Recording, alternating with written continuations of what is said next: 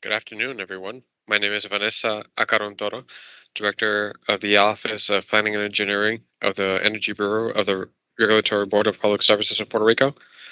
It's 1:36 in the afternoon today, Wednesday, September 22nd of 2021, and we are beginning the technical conference in case number NEPR-MI-2020-0001.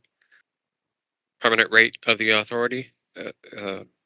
Electric Power Authority of Puerto Rico. This hearing is being held in a virtual manner as a precautionary measure to reduce the spreading of COVID-19.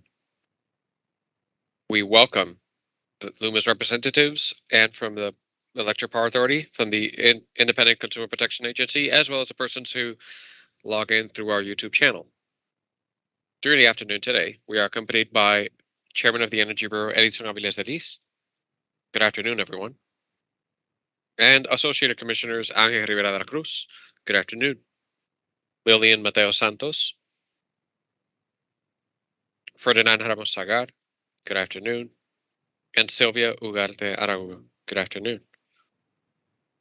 On September 16th of 2021, Luma Energy LLC as Management Co. and Luma Energy Servco LLC as Servco, jointly Luma, presented before the Energy Bureau a written file entitled Motion Submitting FEAs, BBCA, and FOS Quarterly Reconciliations and Proposed Factors and Request for Confidential Treatment. Through the motion of September 16th, Luma presented the proposal of reconciliation of the clauses FCA, BCA, and FOS, corresponding to the months of June, July, and August of 2021. Besides, Luma presented proposed factors for said clauses to be pending during the period of October 1st of 2021 to December 31st of 2021.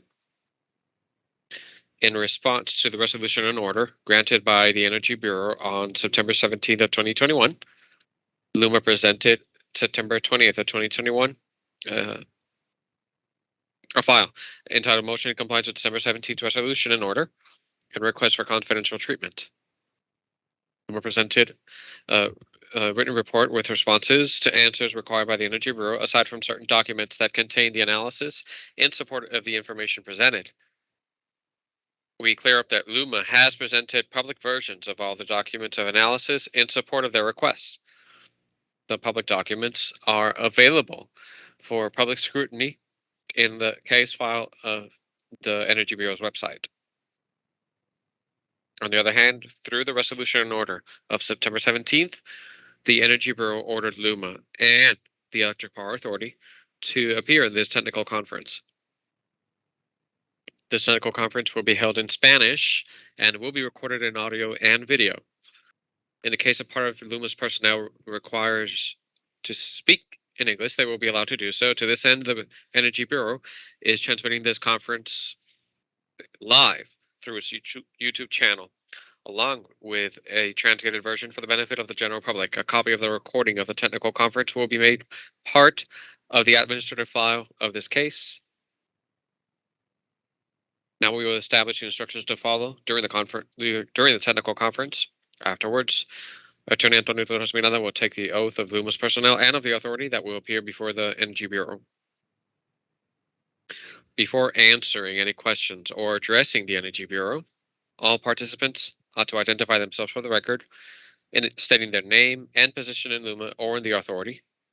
Please keep your microphones muted while you are not addressing the Energy Bureau in order to avoid any disturbance caused by background noise.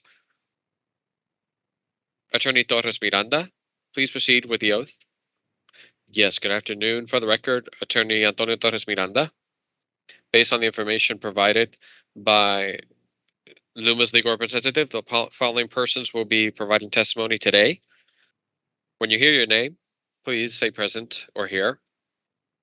Basada en información provista por los representantes legales de Luma, las siguientes personas estarán brindando testimonio hoy. Por favor, digan presente o aquí cuando escuchen su nombre. Mario Hurtado, oficial regulatorio ejecutivo, presente. Ashley Ingram, vicepresidenta regulatoria, presente. Brian Walsh, director regulatorio, presente. Jocelyn Estrada, Manejadora regulatoria, presente. José Gandía, supervisor de informes regulatorios, presente. Licenciada Mercado, ¿puede por favor confirmar que estas son las personas, el personal de Luma que estará brindando testimonio durante la conferencia técnica de hoy? Buenas tardes, sí. Puedo confirmar que estos son el personal de Luma que estarán dando testimonio en la tarde de hoy. Thank you very much. Based on the information provided by the legal representative of the Puerto Rico Power Authority, the following persons will be providing testimony today. When you hear your name, please say here are present Engineer William Rios, Director of Generation. Present. Mr. Ugar Rios, Executive Assessor of Generation Direction. Present. Engineer Edwin Barbosa, Administrator of the Fuels Office. Present. Thank you. Attorney Bolaños, could you confirm that these are the persons that will be providing testimony today? Good afternoon. Yes, confirmed. Muy bien, a todos los que he mencionado sus nombres, administraré ahora la juramentación. Do you confirm that the testimony that you will provide today is true, correct, and based on your own personal and best understanding, and that, to the best of your understanding, none of the information that you will provide today is deceitful or false? Confirma usted que el testimonio que va a brindar hoy es cierto, correcto y basado en su propio conocimiento personal y que, según lo mejor de su entendimiento, nada de la información que usted estará brindando hoy es engañosa o incierta. Mario, yes, I confirm. Ashley Dean, sí, lo confirma. Brian Walsh, sí, lo confirma. Jocelyn Estrada, yes, I confirm. José Gandía, yes, I confirm. Engineer William Rios, I confirm. Mr. Ugan Rios, yes. Engineer Edwin Barbosa, yes, I confirm. Que el expediente refleje que todos han confirmado la juramentación, that the records state that all witnesses have answered in affirmative. Thank you. You may continue, Engineer Acaron. Thank you, Attorney. Before we continue, we wanted to check with the Independent Office of Protection of the Consumer, who is present in this technical conference. Good day to everyone. Greetings on the part of the Consumer Protection Office. I'm Pedro Vasquez, Legal Counsel. Good afternoon, everyone. Attorney Rivera Diaz, Director of the OIPC. And also, it's not on screen, but we are here with Engineer Cosme, who could also intervene during the hearing. Thank you. And so let us proceed with comments of the President of the Energy Bureau before Luma's presentation. None. Welcome, everyone. Thank you. Any additional comments from the part of the Associate Commissioners? Not on my end.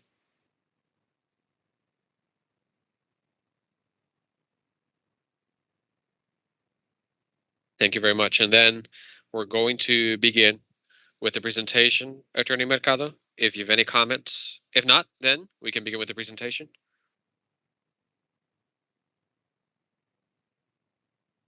Thank you very much, Ms. Acaron. Margarita Mercado, Luma's representative. We are very grateful for the opportunity to have Luma's team addressing the Bureau and to those who are logging in with a live transmission of this technical conference.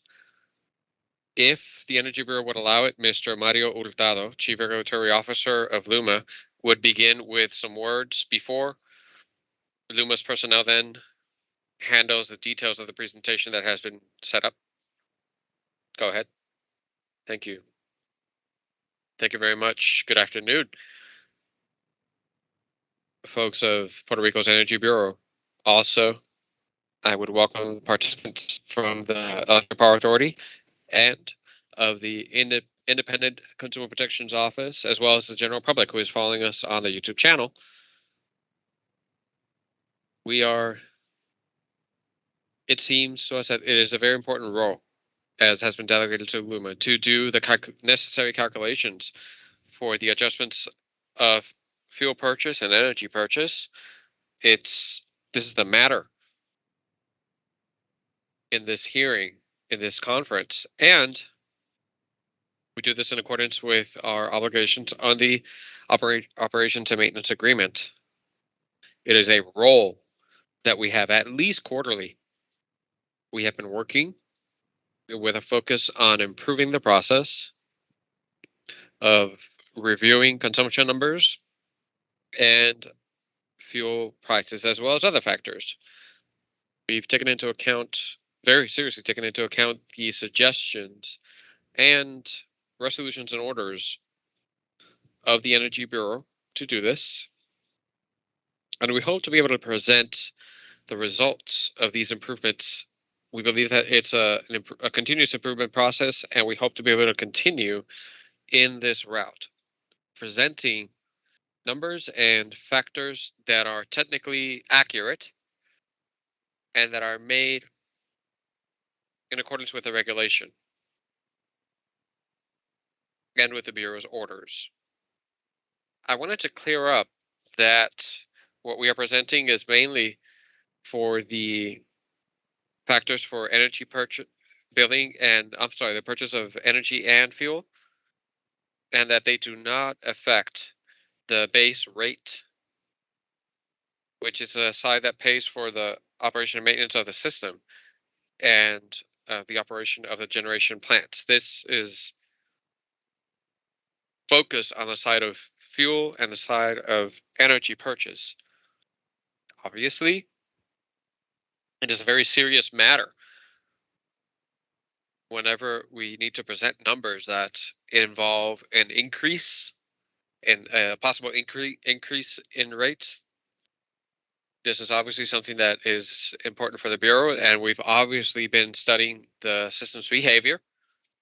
And from our point of view, technical point of view, the reasons for the increase that we're going to be talking about more in this presentation can be summed up in two main causes. First, an increase in the international costs of fuel, mainly the cost of crude oil reflected in the cost of number 2, which is diesel, and number 6, which is a bunker fuel, the fuels that are used for most generation in Puerto Rico.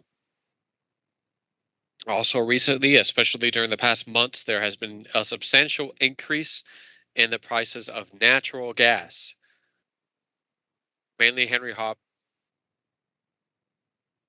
who's the main point of commerce, if you will, that is used for the establishing of the international prices of natural gas. Well, we're going to talk a little bit about this as well.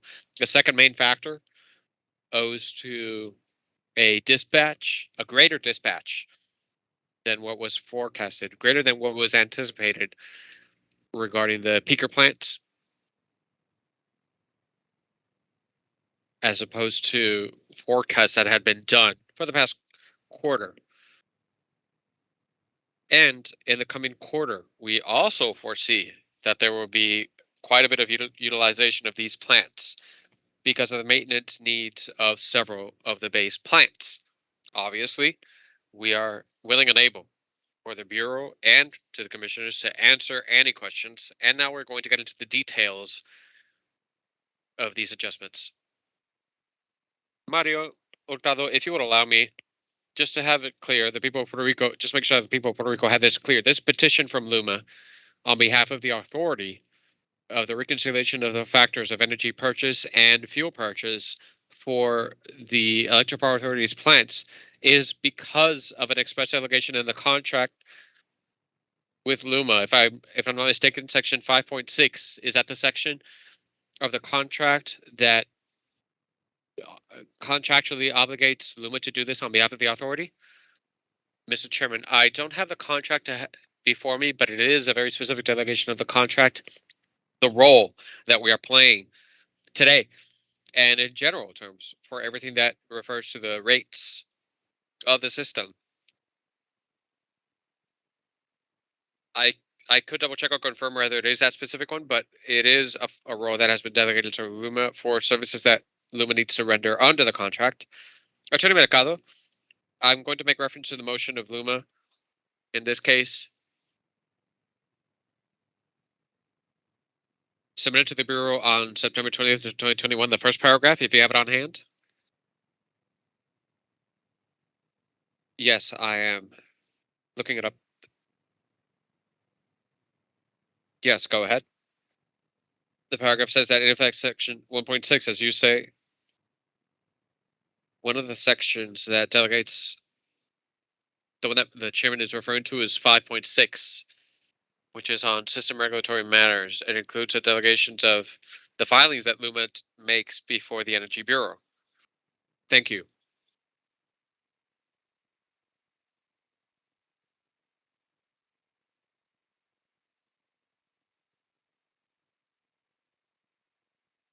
If there's no other questions for now, Ashley Englund will continue with the presentation, along with other colleagues that will handle different parts of the presentation. Hola, Ashley Englund, vicepresidenta regulatoria. Yo voy a introducir la agenda de hoy, entonces cedo a mis colegas. Pues vamos a ver paso por paso con el ajuste de cargo de combustible y el ajuste de carga por compra de energía en relación a las tasas, y entonces vamos a hablar de un resumen de los cálculos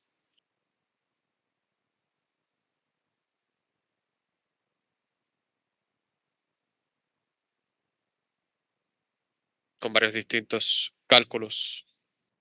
Aquí intérprete, perdonen, pero el audio no está muy bueno. Y otros basados en el modelaje PROMOD. El segundo es una reconciliación de junio a agosto con los números, en adición a cálculos de ajuste no facturado de junio y agosto. Y entonces eso en las ventas proyectadas para el año fiscal de 2022. Y finalmente vamos a hablar de los factores propuestos. Y entonces también vamos a hablar de algunos análisis de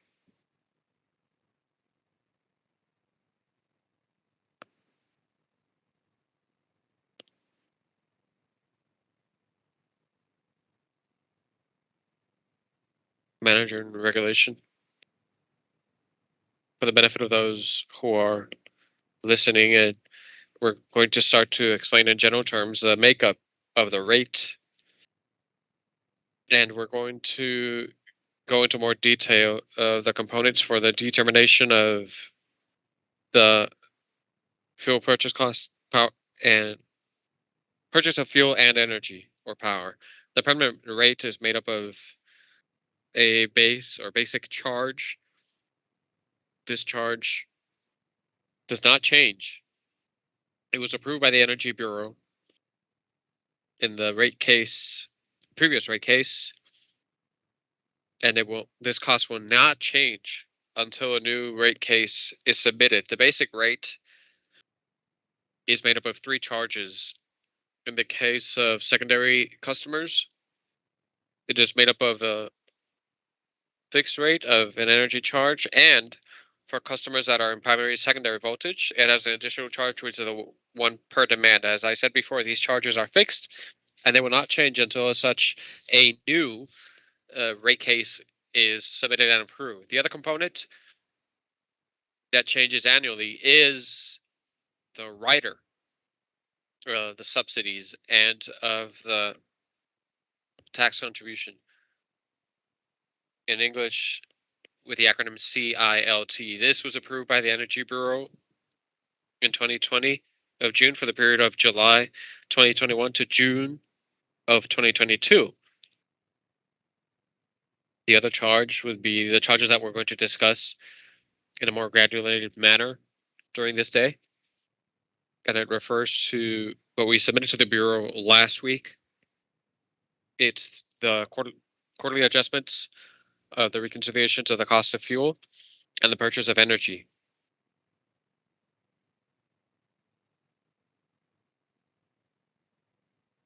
In the next slide, we present the makeup of the formulas for the determination of these.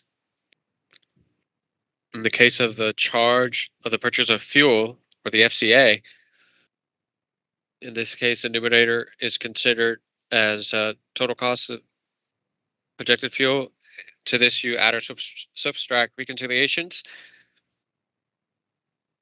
It's basically reconciled as the cost of the fuel in the previous period. In this case, we are considering that in June of 2021 and July and August of 2021.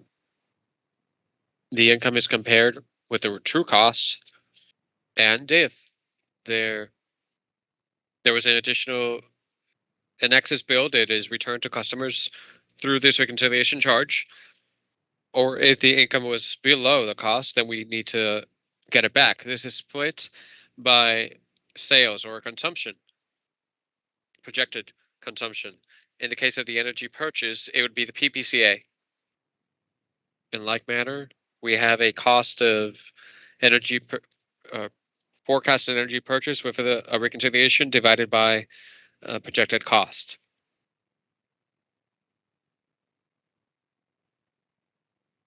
In the following section, we're going to start to discuss all the components one at a time that I had previously explained in the formulas for the determination of these.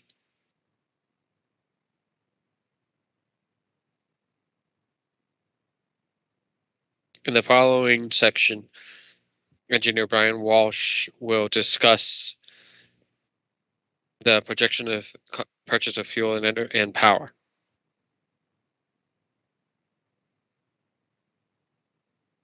Buenos días, aquí Brian Walsh, director de regulatoria. Lo que enseñamos aquí en la diapositiva 8 es la generación proyectada para el trimestre que viene en camino, basada en una simulación ProMod. Como saben, esta generación tiene despacho de todas las plantas en una base de costo, así que cuando se hace despacho primero de las más económicas, luego las más costosas y así subsiguientemente para cumplir la demanda. Lo que vemos aquí es lo que se espera de la producción de megavatio hora en cada una de las plantas en una base total mensual, así que pueden ver los cambios que vienen mes tras mes. Los cambios son por la variedad de razones, generalmente por itinerarios de bajas y otras situaciones, y posteriormente vamos a hablar en más detalle de una base de hora para el nivel granular de detalle, pero esto es una vista general de alto nivel de las unidades que van a generar esta energía en los próximos meses. Señor Walsh, aquí, comisionado Rivera, antes de continuar, yo sé que usted ha mencionado que esto es de muy alto nivel. Sí tengo varias preguntas acerca de la corrida ProMod para después, pero la segunda unidad de abajo arriba es Costa Sur, ¿no es así? Eso es correcto. El ProMod asume que la Costa Sur, que ambas unidades 5 y 6 van a estar disponibles durante el trimestre. Cuando se hizo el análisis el 1 de septiembre, tenía la capacidad asumida de Costa Sur incluida en la simulación del ProMod. Como usted infiere, ese intercambio fue recién, pero no hemos actualizado el modelo ProMod porque los cambios fueron en las pasadas semanas. Bien, ¿y cuál es la condición actual de esas dos unidades? Voy a permitir que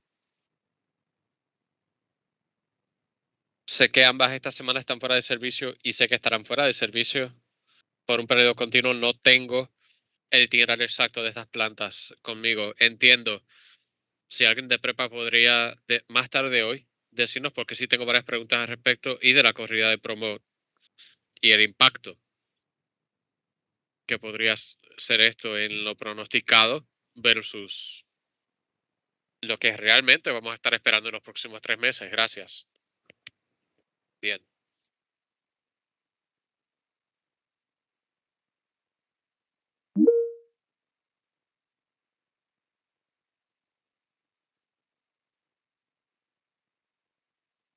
Good afternoon, commissioners and general public. My name is Jose Gandia. I am supervisor of regulatory reports for the finance area. Aside from my duties, for example, I'm preparing some of the components of the computation of the factor, like the reconciliation of the previous period. In this case, we should compare the information that is provided to us by the Electric Power Authority through the fuel consumption reports. This information is monthly compared against the billing reports. coming from the CCMB system. The previous period adjustment is added, determined in previous reconciliations on that bread. And then in the case of the fuel adjustment for the period of June to August of 2021, the current costs were greater than what had been foreseen by 82.7 million. That is, there was an expectation of 400.71 million, while with a really 502 or 19.4%, 502.6 million. In the case of sales or billing, it was below than what was projected. There was an expectation of there being 453.9 million, and it ended up being 433.7 million, a reduction of 4.4%. The sum of the adjustments of previous period for June 2021, which was calculated in the March computation, and those of July and August of 2021, the total of the three were 35.9 million. These numbers bring us to the following results for both June, July, and August of 2021. We recall that if the cost is greater than the income, that difference is recovered, and vice versa. If the income is greater than the cost, then that difference is returned. In the case of June 21st of 2021, the difference is of 25.7 million to be recovered. In July of 21st, 31.5 million, and in August, 47.6 million. We move on then to the charge for purchase power charge. Basically the same mechanics as far as the invoicing, the CCMB reports, and the costs of energy purchase or power purchase are obtained through the bill received from co-generators, Eléctrica and AES, and the different entities that produce energy, renewable energy. In the case of the expense for the quarter, it was below the forecast 9.1 million. That means that there was a reduction of projection of 141.4 million to 132.3. In the case of sales, they were also below the forecast by 4%. There was an expectation of 144 million, but the invoice was of 137.6 million. In the case of prior period adjustments, it's negative 0.3 million, negative 6 million, 6.3 for June, 1.9 in July positive, and 1.6 in August. For each of the months that we're discussing as a part of this reconciliation, and for this technical hearing in June of 2021, the difference was of 5.9 million to be returned to customers. In July 2021, $176,838.56 to be recovered, and for August, $2.8 million ought to be returned. That would be the result of financial result that makes up part of the computation formula for the factor.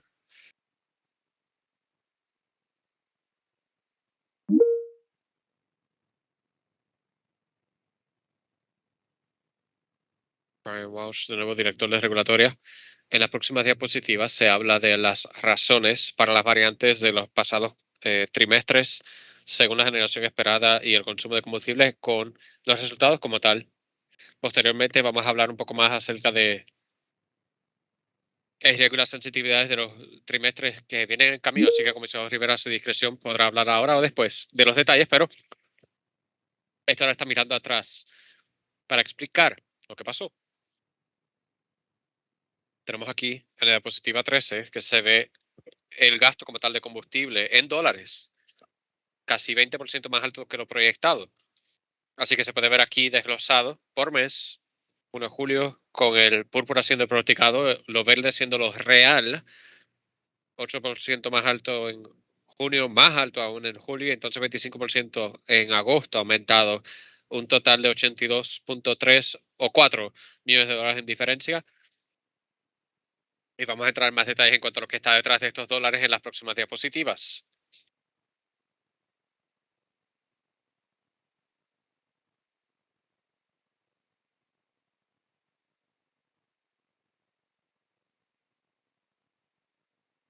esta diapositiva 15. Creo que saltamos la 14, pero déjeme retroceder. Sí, la 14 enseña el mismo pronóstico versus la comparación real, solo que el eje ahora enseña los gigavatios horas. Un poco distinto a los dólares, aunque está correlacionado, pero como pueden ver, el consumo se requería producir un poquito menos de generación eléctrica en junio, un poquito más en julio y un poquito más en agosto. Como lo veremos en las próximas diapositivas, los componentes del combustible utilizado son los que llevan el impacto de dólares mayor.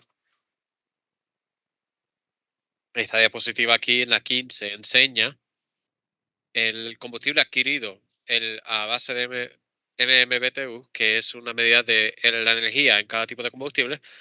Así que el combustible adquirido fue como 8% más alto que lo pronosticado, lo cual se mueve principalmente por un consumo mayor de combustibles diésel, utilizado por las unidades menos eficientes, teniendo que utilizar un poco más de combustible. Así que pueden ver las gráficas en los colores lo que estaba pasando ahí. El púrpura es el diésel y era un componente mayor del variante para este trimestre sobre los números pronosticados. Así que en junio utilizamos como 1% más energía y pueden ver en esta parte púrpura que aumentó considerablemente. Se utilizó mucha más de esa energía versus el diésel. En julio utilizamos 15% más energía y considerablemente más, 2 o 3 veces más diésel que lo pronosticado. Y en agosto utilizamos 9% más energía y bastante más de ella fue en diésel, como se ve en las piezas púrpuras. En la tabla a fondo a mano derecha puede ver un aproximado, puede ver el pronóstico versus el real por tipo de combustible en base de MMBTU. Así que utilizamos la misma cantidad de residual diésel y gas natural que se ve ahí. En las próximas diapositivas lo desglosamos por plantas individuales, en lugar de tener el tipo de combustible, aunque esto está basado en las primeras diapositivas, nos dicen aquí en plantas individuales y les va a enseñar de cada una junio, julio y agosto, y después de eso resume las diferencias de trimestre y el total que sale. Así que pueden ver que hemos pronosticado cierto número de megavatios horas para ser producidos por cada planta de energía durante el trimestre. Y de nuevo, esto está basado en la corrida de Promot y las diferencias que verán aquí son principalmente movidas por el itinerario proyectado hecho en el 1 de junio de las bajas o los bajones. Así que pueden ver el Costa Sur, una unidad más grande de Eléctrica, Aguirre. Vuelven en línea también con las unidades por planta. La próxima diapositiva enseña el consumo real por mes y por planta para cada una de estas unidades en el pasado trimestre con Costa Sur, Esco, etcétera. Como ven ahí hacia adelante. Así que ese es el número real para junio y julio. Señor Walsh, perdón, si puedes retroceder, sí tengo. Esto es, este es el consumo real. Sí. Puedo ver que el ciclo combinado de San Juan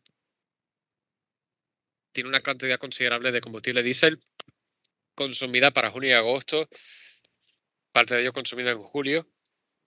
Sabemos lo que ocurrió con el suministro de gas natural de estas unidades.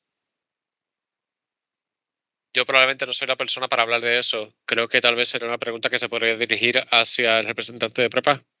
Bien, podemos esperar por eso, pero para el personal de prepa. Pero es algo que sería interesante saber.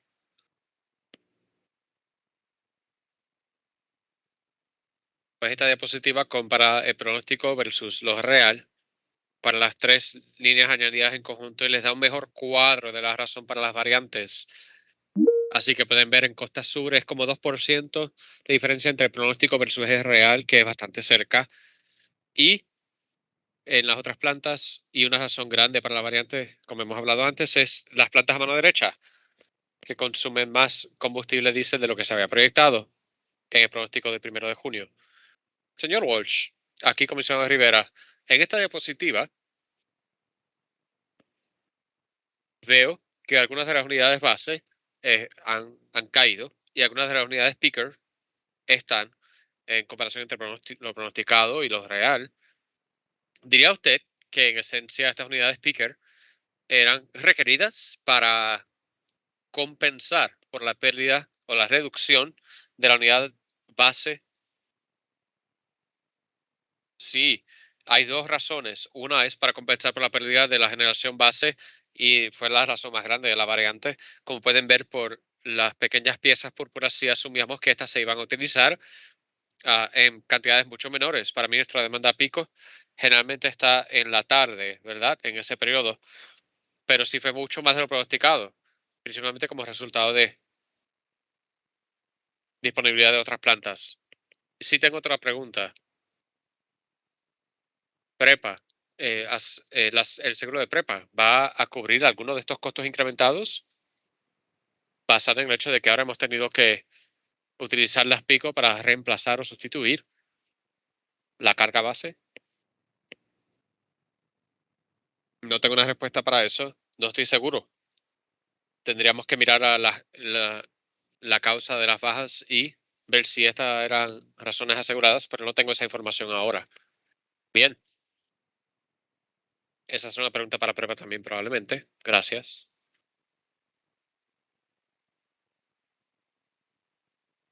Muy bien. La próxima diapositiva habla de los cambios. La variante de pronosticado a lo real en la cantidad de energía comprada, que es ecoeléctrica, AES y la generación, los proyectos independientes.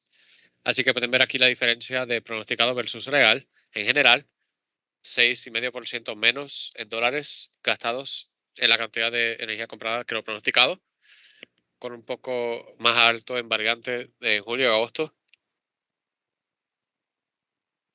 Y entonces aquí vemos la misma diferencia en megavatio horas, altamente correlacionado para estas plantas, pero principalmente esto se mueve por la eco y eso es por lo que ven en el tamaño de las columnas. Pero hubo menos producción de ecoeléctrica y AES y un poco menos que las renovables que lo que se había pronosticado, como 5% menos que lo pronosticado. Así que estas son las razones para los cambios en la cantidad de energía comprada por encima de lo que se había pronosticado el 1 de junio.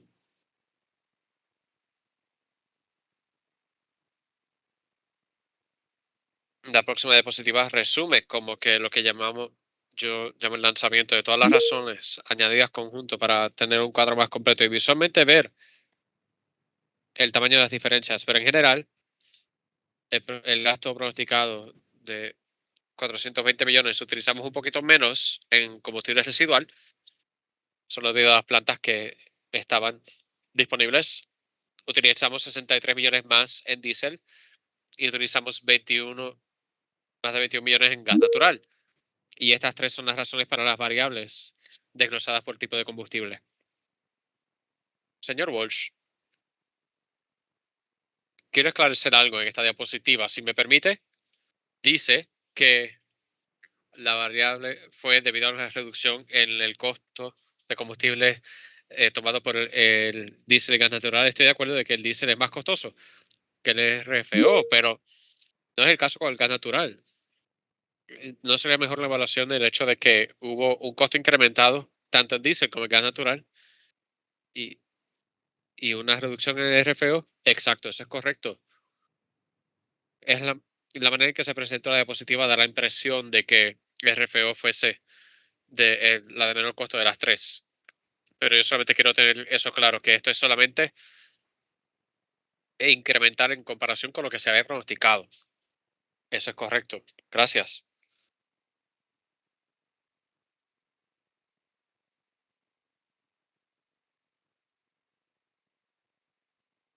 Yes, good afternoon again.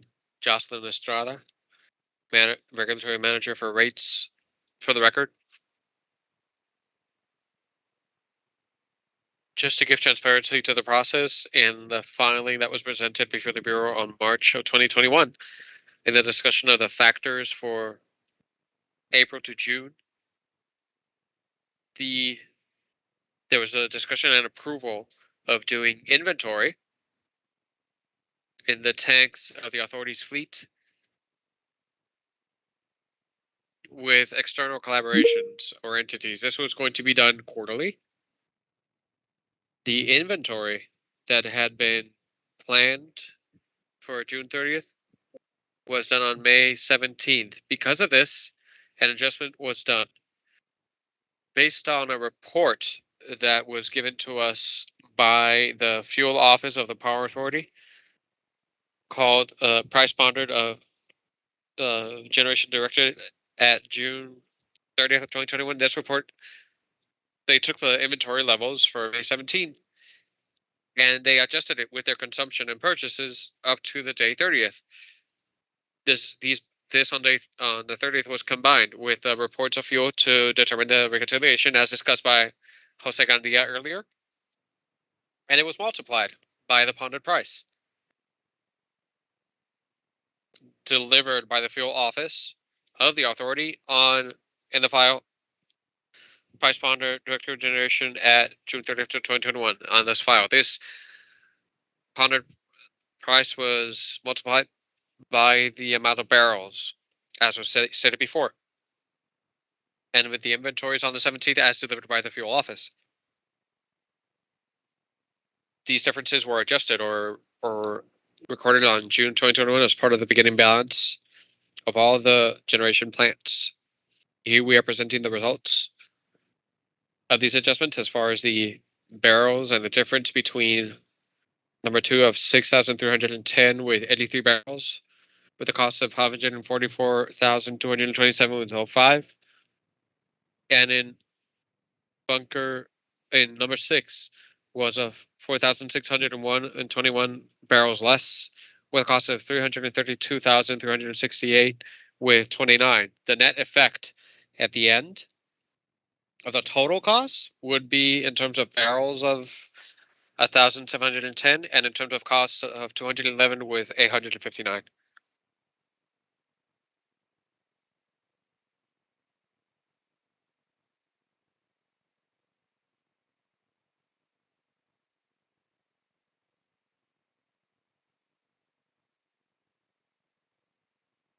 Ashley Ingram con revelatorio, pues durante meses de junio, julio y agosto no pudimos facturar a algunos clientes un poco más alto que los niveles históricos que fue asunto de itinerario, un problema de calendario, y para evitar contabilizar doblemente mientras introducíamos procesos ahora para enviar estas facturas, se está haciendo para el segundo trimestre del año fiscal 2022, se removieron esas cantidades del ajuste, así que pueden ver los totales aquí.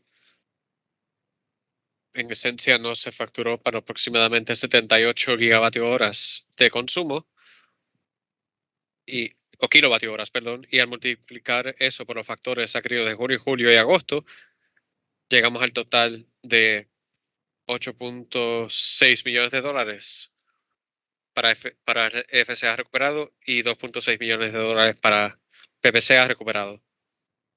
Así que pueden ver que hicimos el ajuste a los factores y hay una hoja de Excel que respalda esto, pero yo diría que esta fue una excepción, un ajuste de excepción hecho a los números después de haber notado un poco más alto en la porción no facturada de nuestras ventas. ¿A cuántos clientes se están refiriendo esos clientes no facturados? ¿De cuántos clientes estamos hablando? Yo tendría que mirar atrás, creo que el número es menos de 100,000. Sí, de hecho, basado en el archivo sometido para el mes de junio, fue como 2.100 clientes o cuentas para julio, 2.100 y para agosto, 39,000 cuentas. El de agosto es el que me interesa y podemos hablarlo después, señora Englund, después de que Prepa termine su presentación, pero pareciera que la anomalía como tal ocurrió en agosto y me interesa mucho saber qué pasó en el sistema de facturación, que esos 39,000 facturas no salieron.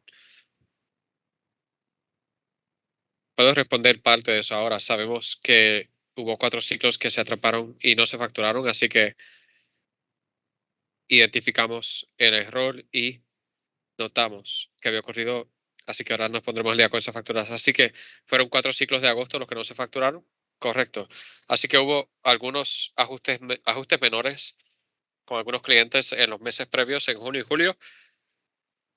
Muchos de ellos, a ver, si hay un error en junio y se facturó en julio, pues obviamente se alcanza. Así que en junio y julio son en los que no habían recibido de junio, julio y agosto. Y en agosto hubo un error adicional de 4 ciclos de facturación. Entiendo. Mi pregunta con esto es, ¿cuáles esperarían cierta cantidad de no facturar? Y 2.100 o 1.5, 1.3, 1.4 millones de clientes dentro de ello, diría que es una cantidad pequeña. No, algo que se podría decir que podría ser hasta normal. Ahora, ¿tiene Luma la no facturación de prepa, digamos, desde mayo de 2018? Eso, o sea, ¿cuál es el número normal? Bien, no tengo ese número a la mano, creo. O si me permites un momento para conferir, creo que le podría conseguir un alcance. O más o menos, porque le quiero decir, mientras hace eso, le voy a decir mi preocupación y de nuevo podemos hablar de esto más después de la presentación, pero mi preocupación es cómo, si es que el negociado aprueba remover esta porción de las facturas, cómo lo vamos a rastrear en el futuro y así no se contabiliza de manera doble en la factura, porque para el análisis que he hecho de los pasados años, pareciera que es más porción de no facturas acreditado o contabilizado en el mes que se otorgó como tal. Si hubo una factura en junio, por ejemplo, y al cliente se le facturó ese mes, supongamos en diciembre, aplicando los factores de junio, esa cantidad, la cantidad de dólar aparece como una cantidad facturada en diciembre. Y eso es lo que parece que Prepa estaba haciendo en estas facturas. Y esta es la primera vez que Prepa o Luma han traído estas solicitudes para estos ajustes. Así que mi preocupación más grande es cuál es el plan para Luma para rastrear esto de verdad, para evitar el removerlo ahora. Y, de nuevo, cuando la factura como tal se otorgó. Y la segunda es la corrección sobre agosto y si vamos a esperar a que algo como esto ocurra en el futuro. Pues la primera pregunta hemos hablado de cómo haríamos la delineación de estas facturaciones que estamos para junio, julio y agosto, según se identificó en la hoja Excel. Así que sí tenemos esas cuentas y podemos compararlas entre sí para poder de verdad ver cuál de las cuentas, o sea, no se ha facturado como parte de nuestro análisis para compensar por estos números versus cuando sí se facturan. Y así podemos como que cruzar eso. Por supuesto, es un cálculo, ¿verdad? No tenemos la cantidad total de consumo que deberá consumir en el futuro. Y en junio, julio y agosto, pues utilizamos un estimado basado en el consumo histórico y entonces lo comparamos. Y entonces nos aseguramos de que eso se removió de las ventas facturadas. Muy bien. Ahora está añadiendo otro componente adicional a esta fórmula o ecuación y es que la manera en que Luma lo presentó era un problema de facturación, no uno de lectura. Así que mi pregunta es, ¿por qué el archivo como tal, el archivo de corrección que se sometió al negociado se llama FCA y PPCA no facturada estimación? Es una hoja de Excel y esa hoja solamente tiene 2 columnas, no, 3 columnas. La de la tasa, que podemos hacer un análisis el último día de inicio, que es en esencia el último ciclo iniciando y el último consumo. Yo estaba bajo la impresión de que estas eran cuentas que se leían del consumo como tal, pero que la factura no se había otorgado. Pero lo que estás diciendo, no tenemos la factura como tal. Perdón, el consumo real. Así que este consumo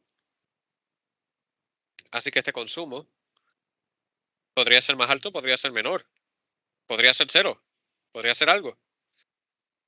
Y el 8.2 y 2.6 millones puede variar. Sí, es un estimado. Es parecido, sí. Y esta discusión puede continuar después, pero ténganlo en mente que es muy difícil aprobar, al menos desde mi perspectiva, aprobar este tipo de ajuste por, o deferido, si se permite, por no tener mejor palabra, sin tener una cantidad real, porque de nuevo, la manera en que se presentó daba la impresión de que era en realidad, pero nada, podemos continuar con la presentación y seguiremos con la conversación posteriormente. Sí, creo que se podría facturar y entonces habría una sobre recuperación el próximo trimestre si está facturado ahí. Así que podría haber, estamos tratando de normalizarlo y podríamos enseñar una reconciliación a estos números y enseñar lo que el consumo real fue con el FCA real y el PPCA facturado. Y entonces podríamos enseñar y vamos a enseñar la diferencia entre lo que se calculó versus lo que se facturó y entonces podemos determinar de ahí en el próximo trimestre lo que esa diferencia será. Y entonces si hay un efecto de una bola de nieve en paralelo con reconciliaciones de varios puntos, como digo, entiendo, según lo que me está diciendo, probablemente el reto mayor fue agosto en facturación, que en realidad no salió y que representó, diría yo, una cantidad sustancial de, de lo que estamos hablando. Y parece ser que está diciendo que lo normal, vamos a acreditar o se va a facturar en el futuro, no va a funcionar en este caso. La intención es que no continuaremos haciendo esto de manera perpetua. Notamos que esta es una anomalía que salió fuera de las cantidades normales de lo no facturado. Así que típicamente estamos de acuerdo de que siempre hay una terminación de facturación a fin de mes y una porción no facturada. Esto fue un error en el sistema de facturación en el cual las facturas no salieron, aunque debieron haber salido. Así que esto no es solamente esa brecha. Esto es como un error. Así que no queríamos incluir algo que había sido un error nuestro en esta reconciliación cuando tenemos confianza de que se colectaría y terminando el año fiscal 2022 y sabíamos que podremos hacer la reconciliación.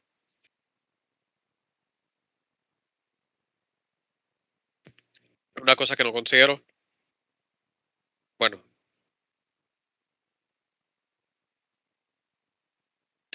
necesitamos tener una, un plan real. Al menos yo, personalmente, me gustaría ver un plan real en cuanto a cómo, si es que el negociado aprueba esto, cómo se va a rastrear y cómo se va a contabilizar. Como he dicho, yo no me siento bien en cuanto a establecer una parte del proceso o una parte del proceso de reconciliación basado en este tipo de estimados. Así que, otra pregunta, ¿cómo se calculó basado en el último consumo facturado? Así que en esencia utilizaron la última factura, no un promedio de los pasados 6. No, no pudimos tomar esa información en este momento. Perdón, no se escuchó bien. Sí, usted tiene razón, utilizamos la última factura. Sentíamos que mayo era un consumo más cercano en alineamiento según junio, julio y agosto versus diciembre o noviembre, así que solo utilizamos el último mes facturado. Entendemos que hay errores en él y podremos ir a través de paso por paso a reconciliación porque estos números son más grandes de lo que normalmente son y no estamos recomendando que esto ocurra con regularidad. Entendemos que esto fue un problema de una vez con algunos problemas de facturación que estamos trabajando duro para repararlos y anticipamos que estamos confiados de que esto se habrá terminado en el segundo trimestre de 2022. Así que solo no queríamos tener como que esta situación de una sola vez que no se corrigiera. ¿Cuál fue la causa raíz? ¿Cuál fue el problema? Usted menciona un problema de facturación de alto nivel ¿Podría ser más específica? Yo personalmente no puedo porque no tengo el peritaje de facturación, pero no se escucha bien. Yo personalmente no puedo dar detalles, puesto que yo no soy experta en facturación, pero podríamos trabajar con el equipo de facturación para brindar una respuesta a eso. Eso ayudaría mucho. Gracias.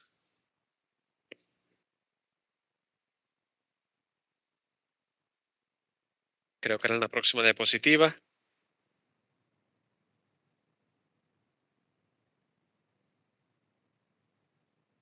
Again, Jocelyn Estrada, manager of regulatory rates for the record. In this slide, we will discuss the projection of demand of consumption and we went on to do an adjustment of the projection for this period since when we compared the projection of the first 2 months with the projections of fiscal, which was the one that was used for the determination of the factors of the current quarter, the variance was superior to 3%. If we were to add the behavior of the first 8 days of September to this, I'm sorry, with the behavior of September of the previous year, we were already seeing an increase in demand of 6.56%. Therefore, we went on to determine a new estimate for the quarter of October to December based on the consumption or based on daily generation of September. The September generation of the first 8 days, we determined a demand for September of 1,796.5. To this, the generation of July and August was added. On average, it was an increase of 3.38%, which was applied with the generation of October, November, December of 2020 to then have the determination of the generations of October, November, and December of 2021. So the generation for this period was increased with the application of 3.38% of the consumption of the same months of the previous year. After determining generation, we went on to the determination of consumption, applying efficiencies. Efficiency, the divisions between historical consumption and generation, as was typical for these months. Here, the behavior of the estimated projection for this period in comparison with the same period of 2020 and 2021.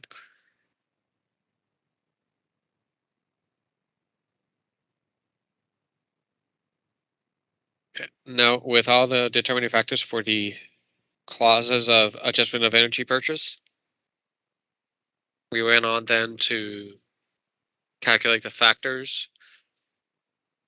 In the case of the factor of fuel adjustment, the total of projected cost was 476,702,706 with 42. To this, we add a reconciliation of 113 million, and it was divided by the consumption of 4.2 billion.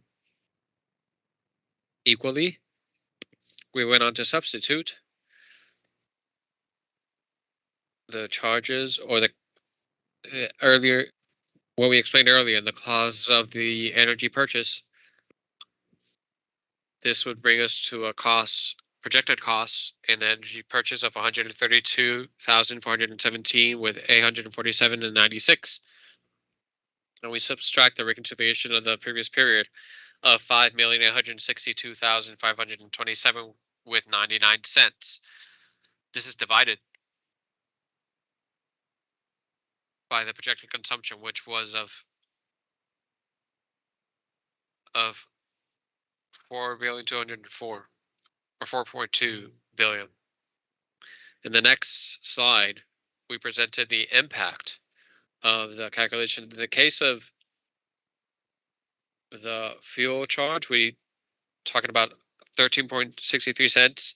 If you compare it with the previous period, as approved by the Bureau, it was at 10.72 cents. It'd be an increase of 3.01. In the case of the purchase of energy, the proposed factor would be of 2.86 cents. If we subtract the 3.40 approved, again, it would be a reduction of 0.052 cents. 0.0052 cents. The net cost or effect in the invoice would be of 2.49 cents of increase.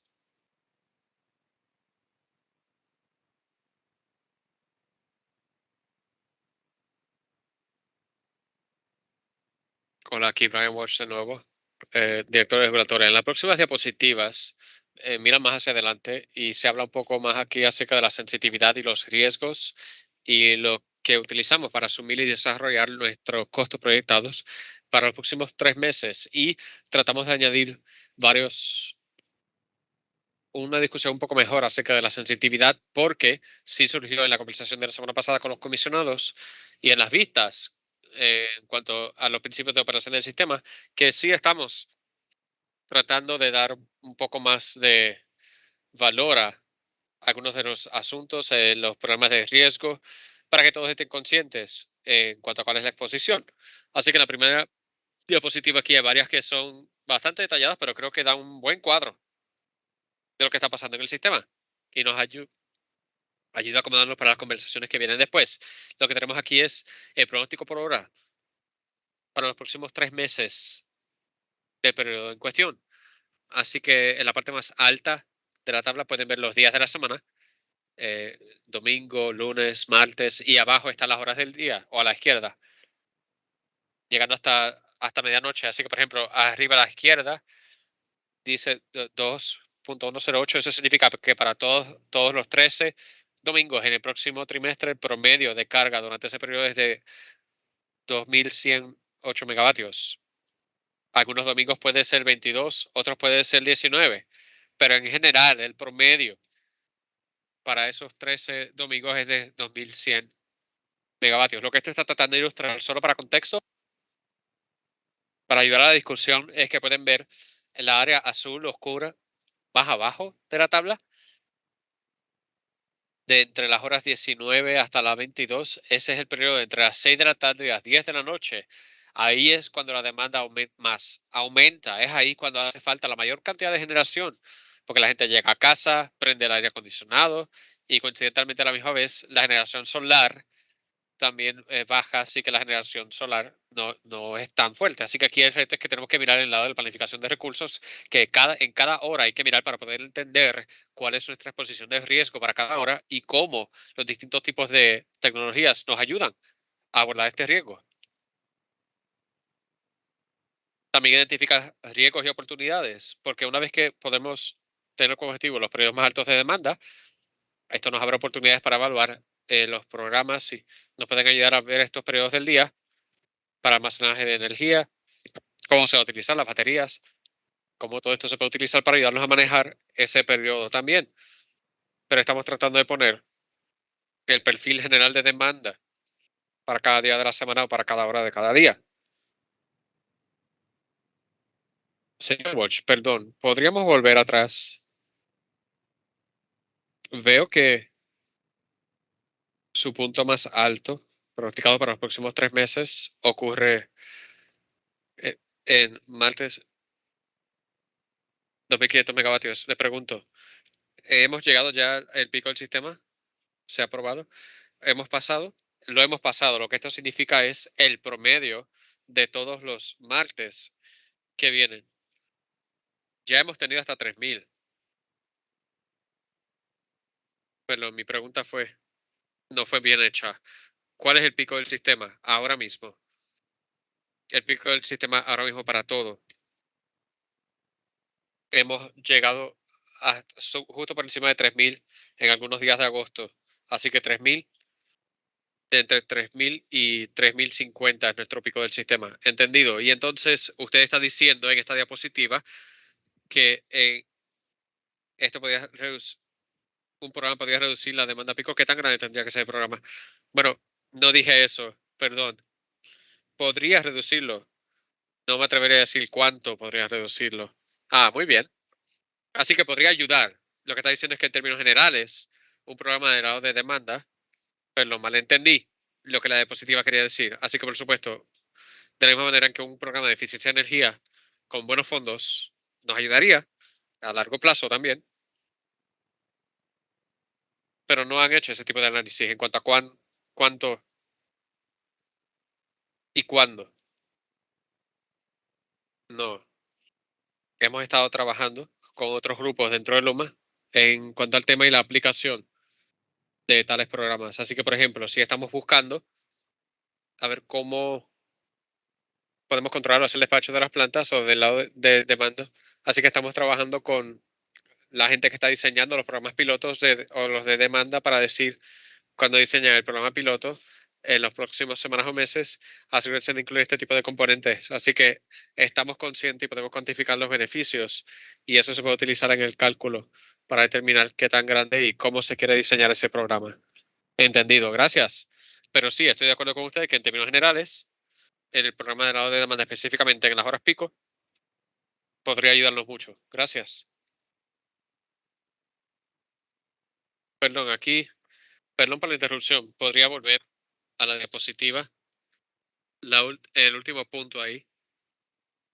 Usted habló acerca de almacenaje de energía y se dice duración más larga requerida. ¿Podría usted ser un poco más específico? ¿Más duración de qué? ¿A qué se refiere con esto? Sí, con gusto. Lo interesante de esta tabla para Puerto Rico, como muchas cosas, se hace obvia en retrospectiva, pero lo interesante en esta tabla es que la carga va, llega hasta más de la medianoche en muchos lugares. Así que todavía se tiene una carga bastante alta a la medianoche, especialmente en verano, obviamente. Eso es un poco distinto a lo que se ve en muchas otras utilidades que lo que experimentan porque obviamente hace más frío allá arriba, las noches se enfrían y no tienen tanta carga. Así que la experiencia en los estados es como de 2 a 4 horas en consumo del uso de batería y cuando se hacen falta, porque la duración de ellos, o sea, ellos están mirando una batería de 4 horas, pero en Puerto Rico, con la demanda dura más, hace falta el almacenaje por más de 4 horas, es lo que estoy tratando de decir aquí. Obviamente pueden utilizar dos baterías de 4 horas, una después de la otra para el mismo almacenaje, pero la solución de almacenaje de energía tiene que hacer más que solo la ventanilla de 4 horas. Entendido, 4 horas, más largo de 4 horas, que es lo que se ha propuesto para los FRP actuales y las baterías que entrarán en el sistema. Sí, entiendo. Y solo para quedar claro, se podría tener dos baterías de 4 horas para tener 8 horas de almacenaje. Claro, gracias. Bien, la próxima diapositiva está enseñando información parecida, solo que queríamos que cupiese una página donde enseñamos las horas a través arriba y los días del periodo entrante por abajo en la línea vertical. Cada cuadrado en esta aquí representa una hora en las próximas 2000 horas o 2100 horas en el periodo entrante. Así que pueden ver, mirando esto, que esto nos enseña las reservas, que el sistema tiene en periodo entrante las reservas igual a la capacidad disponible menos la carga proyectada. Si hay 3000 megavatios proyectados de capacidad disponible con los 2000 megavatios de carga proyectada, pues entonces tienes la reserva de los 1000. Así que esta tabla aquí está enseñando cuándo o qué hay en reserva para cada una de las horas pronosticadas. Según en los principios de operación del sistema, está utilizando varios estándares y prácticas con una reserva de objetivo, un requisito de aproximadamente 750 megavatios en el sistema.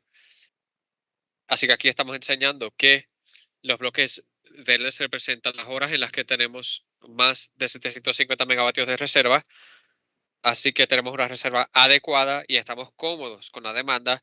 Los bloques en amarillo enseñan las horas en las que tenemos menos de 750 megavatios de reserva, donde ahora estamos acercándonos a una situación menos deseable y hay un poco de escala en las colores. Así que algunos de esos bloques se ven más grises, pero son un amarillo más claro. Lo que no enseña aquí, pero típicamente si añadiríamos en análisis, los cuadrados rojos serían cuando hay menos de 250 megavatios de reserva, lo cual sería un periodo crítico de operación. Uno no quiere estar operando con menos de 250 megavatios en, en una base proyectada y pronosticada, ¿bien?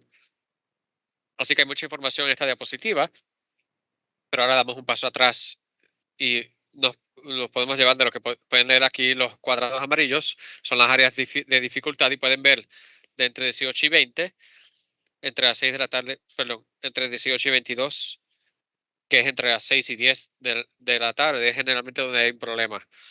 Y en la primera mitad del periodo es generalmente más o menos bien, va empeorando un poco en noviembre y hay un problema en diciembre en donde tenemos menos que la reserva pronosticada.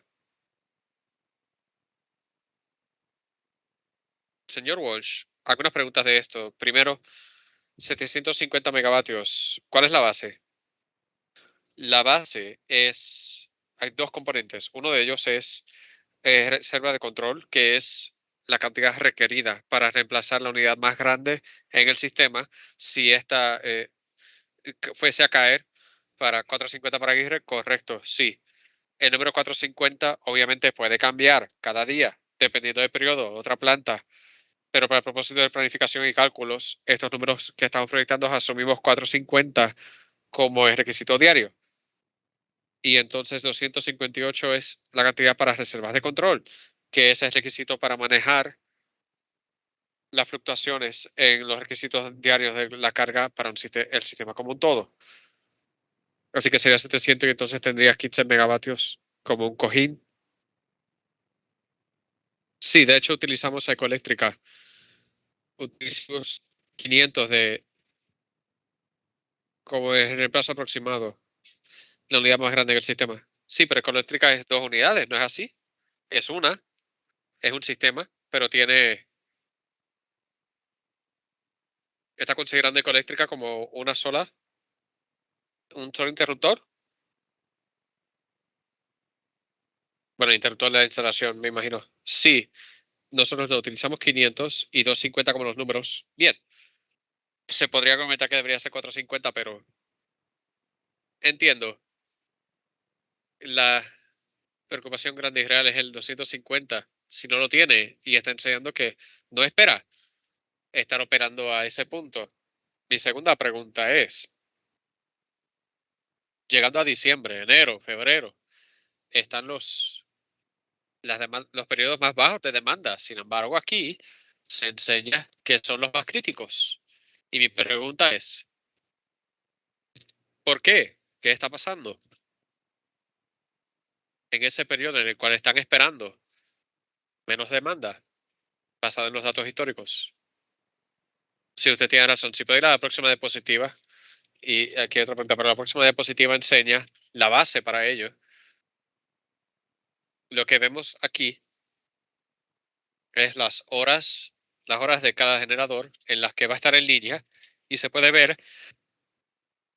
en las cajas que hay un número de bajas de planificación los próximos meses. De hecho, estamos ahora en el punto para el año en el que no tenemos mucha flexibilidad en el itinerario. Varias de estas plantas tienen las bajas continuando hasta la primavera y hasta el verano, mes tras mes. Así que se requiere tener estas. Así que sí hay un problema con las bajas planificadas que ahora vienen. Es solo para enseñar en comparación. En azul, el azul es las bajas obligadas, el periodo de tiempo asumido que utiliza el promor basado en las tasas obligadas de cada unidad. Así que de nuevo, cuando miramos el riesgo, tenemos el verde, que es cuando hay un número de generadores en línea. El azul es asumido, el número de horas en los que no tendremos plantas en línea debido a las bajas forzadas, y el gris es cuando tenemos mantenimiento planificado y las unidades no estarán disponibles. Si puedo hacer un comentario más aquí, esta es una proyección del número total de horas, obviamente en distintas plantas y distintos tamaños, así que no estamos tratando de enseñar la exposición de megavatio horas, sino un sentido general amplio de lo que está pasando. Y como pueden ver, hay mucho mantenimiento planificado para el próximo trimestre. Eso nos lleva a la próxima diapositiva, aquí en donde estamos tratando de tomar estas determinaciones, sacándolas del análisis y tratando entonces de identificar un objetivo de nuestra exposición de riesgo de varios motores del desempeño. Así que queremos tratar de empezar con el riesgo antes del trimestre y no tener que explicar qué pasa en el entrante. Es donde estamos, hacia donde nos estamos moviendo. Así que de nuevo, la tabla a mano izquierda es la sensitividad a las bajas obligadas forzadas. Así que tomamos un número de 100 horas de bajas forzadas y dijimos, si cada una de estas unidades tiene 100 horas forzadas de baja por encima de lo modelado, ¿cuál sería el impacto en dólares? Y pueden ver aquí en la gráfica nuestra exposición por una planta individual que tenga una baja forzada. Ahora, de nuevo, estos números varían dependiendo de la producción asumida para cada una de estas plantas en el periodo entrante. Así que Eléctrica, por ejemplo, es una de alto uso, entonces estaría en línea con más megavatios horas. Así que si ella pierde 100 horas de operación, nos haría mucho más daño, más que algunas de las otras plantas. Pero vemos a una escala general que la exposición relativa de las forzadas, forzadas planta por planta. A mano derecha se enseña la sensitividad a las demoras de las bajas planificadas. Así que miramos con el tiempo para decir, bien, en los pasados 3 años de datos, en general, cuando se programa una baja, X cantidad de días, digamos 45 días, como general, pues cuántos días de baja se requerían. Perdón. Si es una baja de 45 horas en general, pues cuál es la fecha de retorno al servicio para cada una de estas plantas. Y como típicamente se puede ver en la industria, muchas veces estas plantas no entran en línea exactamente en la misma duración que lo que se programa, pero generalmente sí estamos sensitivos ahí y tenemos las demoras de cuando algunas de estas unidades pueden el servicio. Así que de nuevo, en este caso utilizamos como un aumento que se asume de itinerario asumido. Sí, perdón, pensaba que tenía una pregunta. Así que de nuevo, solo para estar consciente de cómo se utilizan estos números o estos estimados se derivan. Las unidades que tienen las bajas y tiradas más largas en los próximos 90 días, si estas bajas se aumentan por 10% en factor, entonces eso nos hace más daño nos hace más daño que los otros. Así que no tenemos en San Juan y así no hay un riesgo real de una baja planificada en San Juan. Y una última cosa para decir, estas dos variables están muy altamente relacionadas, así que una baja típicamente está programada por meses o a veces años de antemano y tiene un alcance definido, una duración definida. A medida que el sistema va a través del periodo, en el trimestre entrante hay varias bajas por semana y entonces se consideran itinerarios alternos de baja para responder a cualquier reto de baja que tengamos en el sistema. Entonces la duración de la baja puede cambiar según lo que originalmente se había pronosticado por el alcance de lo que se iba a hacer. Porque entonces se podría tener una baja quizás en octubre, o quizás solamente tenemos cierta cantidad de horas, cierta cantidad de días que se puede hacer para reducir esa baja, esa duración. Así que hay varias determinaciones de estos números, pero estamos tratando de cuantificarlo para que se pueda ver la exposición. Fue una explicación larga y pido disculpas, pero hay mucho detalle detrás de esto. Entiendo plenamente. Muchas gracias por eso. Es una manera sencilla de verlo. En Costa Sur, una demora sería mucho más costosa que una ecoeléctrica en volver a traerlo en línea.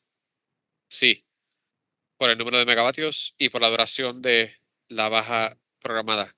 Y si vuelve a traerlo en línea adelante al itinerario, saca un beneficio en hacerlo. Correcto. Bien, la próxima diapositiva tratamos de hablar de otro riesgo aquí que todos están conscientes, pero ha tenido más preocupación en las pasadas semanas, que es los precios de combustible. Aquí en la gráfica enseñamos unos componentes de los periodos pasados meses de gas natural y el precio del crudo, y generalmente están subiendo, aunque se puede ver en las pasadas semanas que ha estado escalando bastante rápidamente, especialmente en el caso de gas natural. Y este es un fenómeno que está pasando en varios mercados en el mundo por muchos motivos distintos, pero estamos tratando de identificar el riesgo y exposición a los precios de combustible, como todos saben. Estamos tratando de decir que dado nuestro modelo y lo que asumimos aquí, pues cuánta exposición se asume o tiene cada uno de los tipos de plantas, ya que vemos un 5% de aumento en costos de combustible, cuál sería el impacto entonces para cada planta.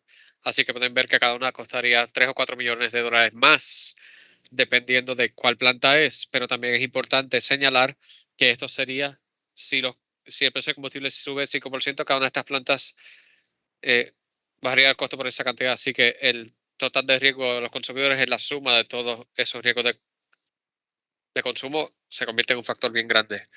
Finalmente tenemos a varios procesos o mejoras de procesos. Solamente queremos mencionar que están en vías para tratar de mitigar algunos de estos riesgos de los que estamos hablando.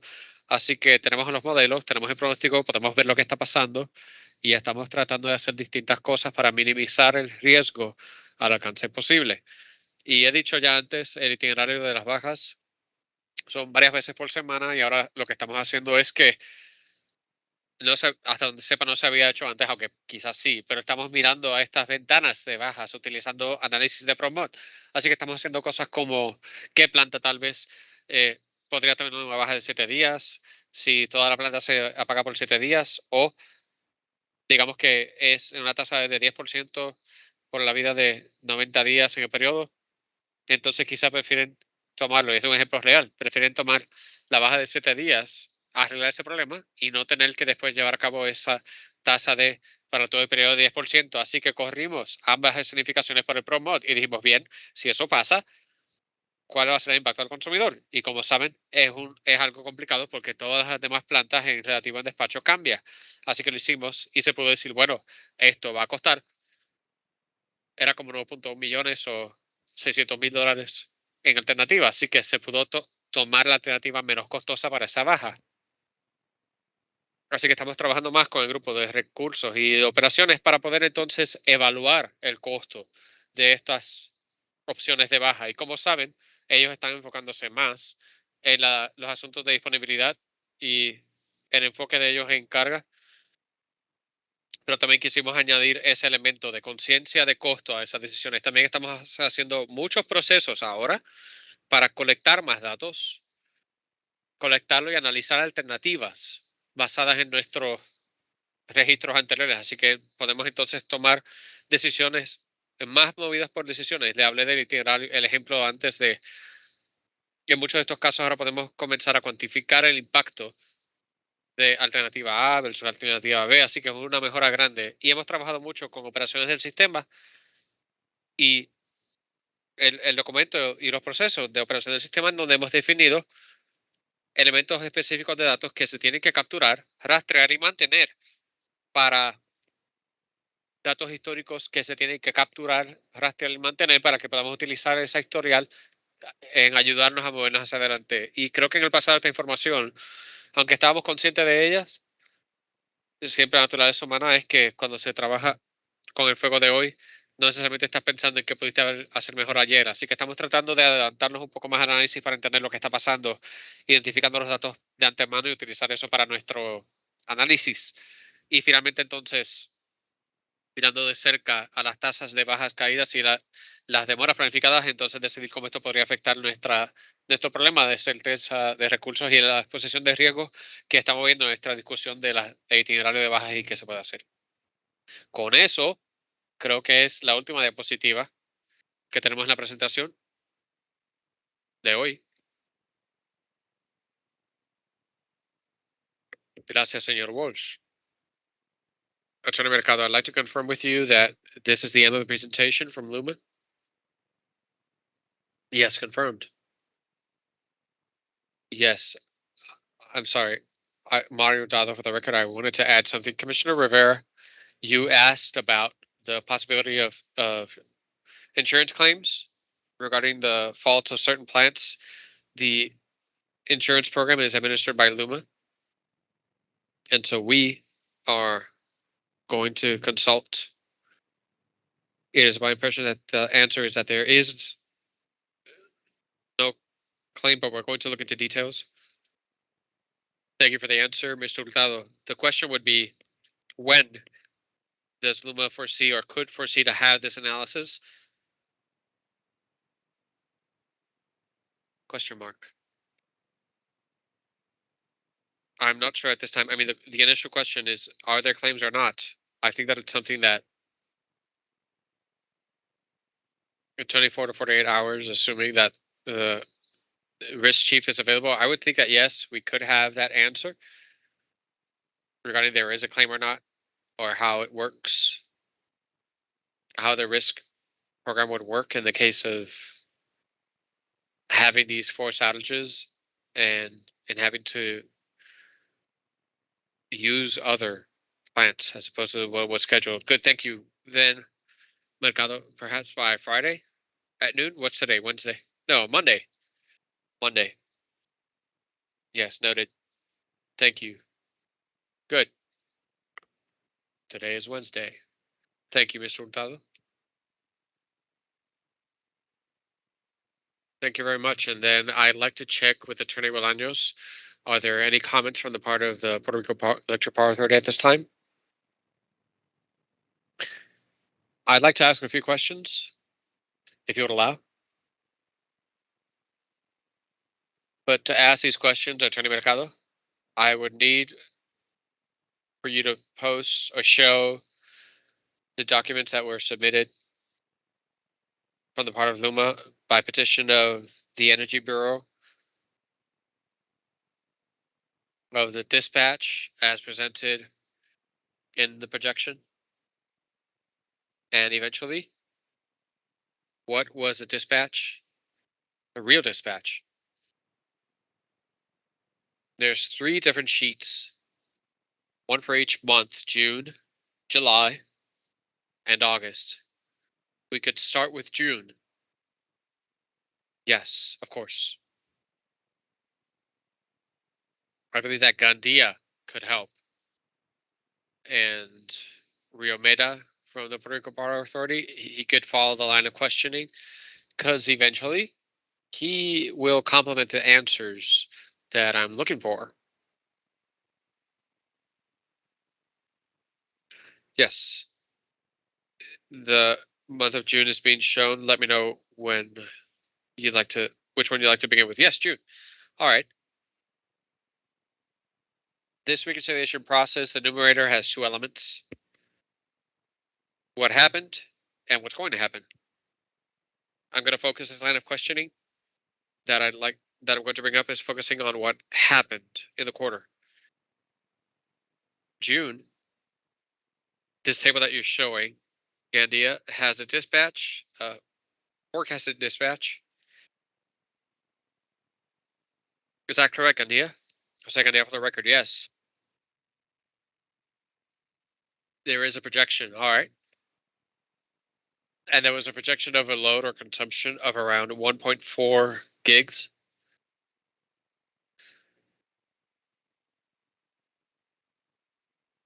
That's right. And there was a forecast that with the prices that have been projected or forecasted, this could have been supplied, and that the aggregated cost was 100.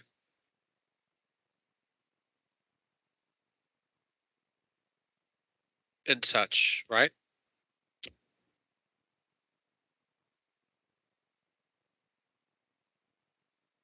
Now let's move on to the second table. With the use of the projection of demand, but with the real costs, if this dispatch happened, the result could be of a saving of $1 million in that month. Based on those variables, yes, correct. If we dispatch the consumption with the units that had believed would have been available, $1 million would have been saved on that month. That's what this table is saying. That's correct. What really did happen? The demand, interestingly, was less, 1.4 gigs to 1.3 gigs. Typically, when the demand drops and the rest of the factors remain the same, this means that in order to provide that demand, no more expensive plants are not needed, and so therefore it should drop even more. The associated cost of that demand should drop even more. That's correct. Good. Regrettably, for some reason, and you'll explain it to me now, the machines that were planned as were going to be available were not able to be used, and so machines had to be used in, or units, where their consumption or inefficiency in financial terms was greater. Correct? Correct. So instead of finding a saving of at least $1 million for the month of June, we saw an increase of $12 million almost. That is so. All right. Now, I'd like for somebody to explain to me what happened with those units that were believed were going to be available, but were not, and why were they not?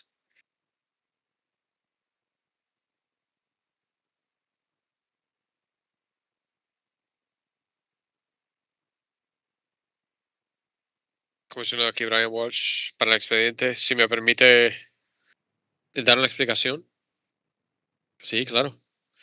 Pues este análisis es un poco más complejo de lo que se ve, porque tenemos que hacer un número de determinaciones distintas. El asunto, el reto que está pasando aquí es que hay varias variables distintas que cambian. Una de ellas es que cuando hicimos el pronóstico original, el 1 de junio, se habían asumido despachos de todas las plantas. Eso cambia cada día. Y con el cambio de cada día, el cuarto de control despacha diferentes plantas, hay distintas plantas disponibles, así que la planta mágica que está disponible a las 2 de la tarde puede que sea distinta a lo que había en el pronóstico anterior. Así que se hace muy difícil como que mirar a las plantas individuales, a las reducciones y explicar por qué es diferente, porque es una función de la demanda en ese día, de las horas requeridas durante ese día y las otras unidades más o menos costosas en el sistema que están disponibles en ese día. Ahora, con algunos detalles y algún tiempo podríamos explicar ese tipo de factores y su impacto, pero para este propósito solamente queremos basarnos en la real y compararlo al pronóstico.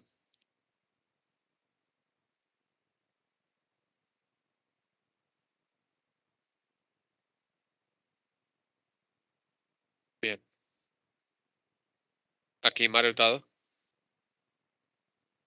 from the heart of Luma. Generally speaking, but I believe that what Engineer Walsh has mentioned is true, but generally speaking, the cause at a high level, from the point of view of the systems operator, was the unavailability of the more efficient units. And so we had to go to the more expensive units for more hours than had been expected. That would be, at least at the operator level, that would be the cause that we saw.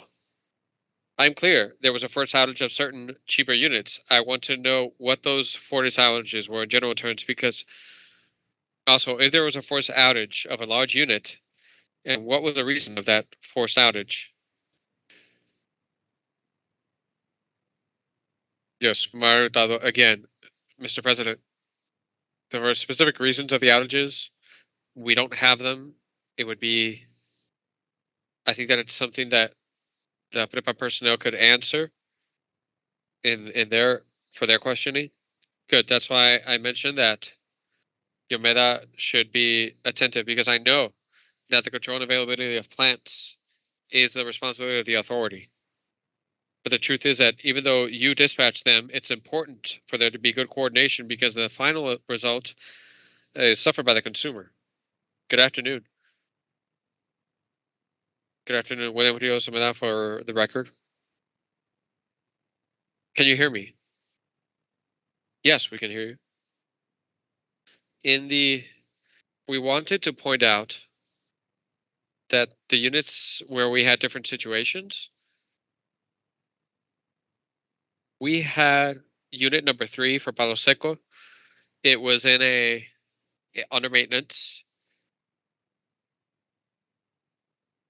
under environmental maintenance, and a repair of or rehabilitation of the condenser of the unit, and we had delays in the restoration of that unit.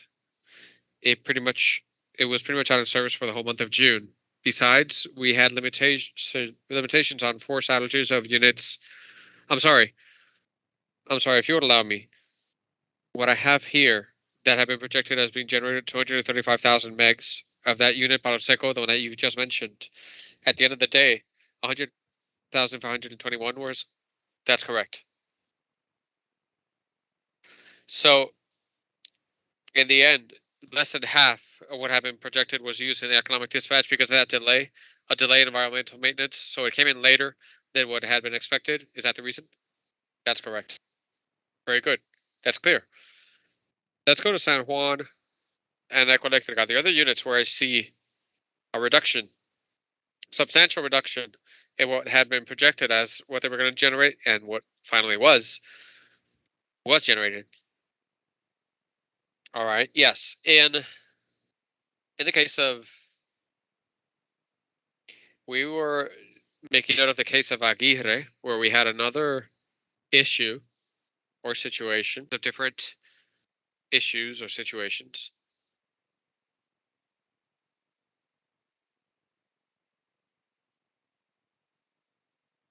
So Aguirre, from what I can see here, Aguirre, CC, this is the one that we're talking about? No.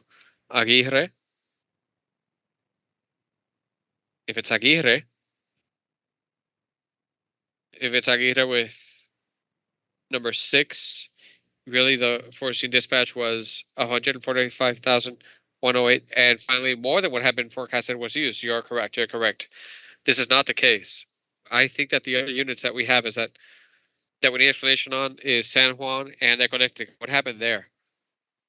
Well, at Ecoelectrica, I believe that this is reasons of dispatch. I would refer that question to Luma.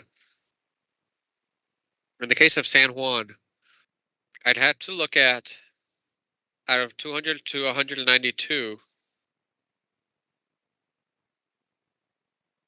I could think that the situations that we've had with natural gas, we've had to change to diesel because of different situations in the terminal of natural gas supply. Once we had situations with the terminal of natural gas from New Fortress, our machines switched to diesel. Once those machines switched to diesel, bringing them back to natural gas involves several things. We are requiring that New Fortress Energy, well, they've had several issues, yeah? So when they have issues, they need to submit a report to us where they tell us what happened, what corrective measures they've done, and what measures they're going to take in order to avoid this happening again. Once they submit this, it is assessed. The personnel at Central evaluates this. It is accepted, but it doesn't end there, because maybe when we accept that, we could be going into the peak hours of energy demand. And so then we reach out to dispatch, generation, which belongs to Luma. We reach out to them, and normally what is done is that a decision is made of leaving the units with a light to still burn until maybe the next day in the early morning or until the morning, and then change them back to natural gas at a point where it is less risky for the electric system, because we know that the fuel swapping, the switching of fuel, is an operation that is risky for the units. And so to do it in moments of peak energy demand is not recommended. Besides, the machines need to drop in load in order to do the fuel swap. So we prefer to do it in coordination with Luma in the valleys of demand. And so this delays the process. Mr. Chairman, if you would allow, Commissioner Rivera, I have a question for Engineer Riomera. It is regarding the New Fortress contract and the authority. For the supply of gas, are there any dispositions in the contract where there's an establishing that if, for whatever reason, New Fortress cannot supply gas, the differentiation of costs would be assumed or taken up by New Fortress? Question mark. I do not have an answer to that question. I would have to put it down and refer it to Attorney Bolaños. It would be convenient to have an answer to that. It'd be convenient to have that answer. Yes, Commissioner, and would tomorrow afternoon be okay? That's perfect.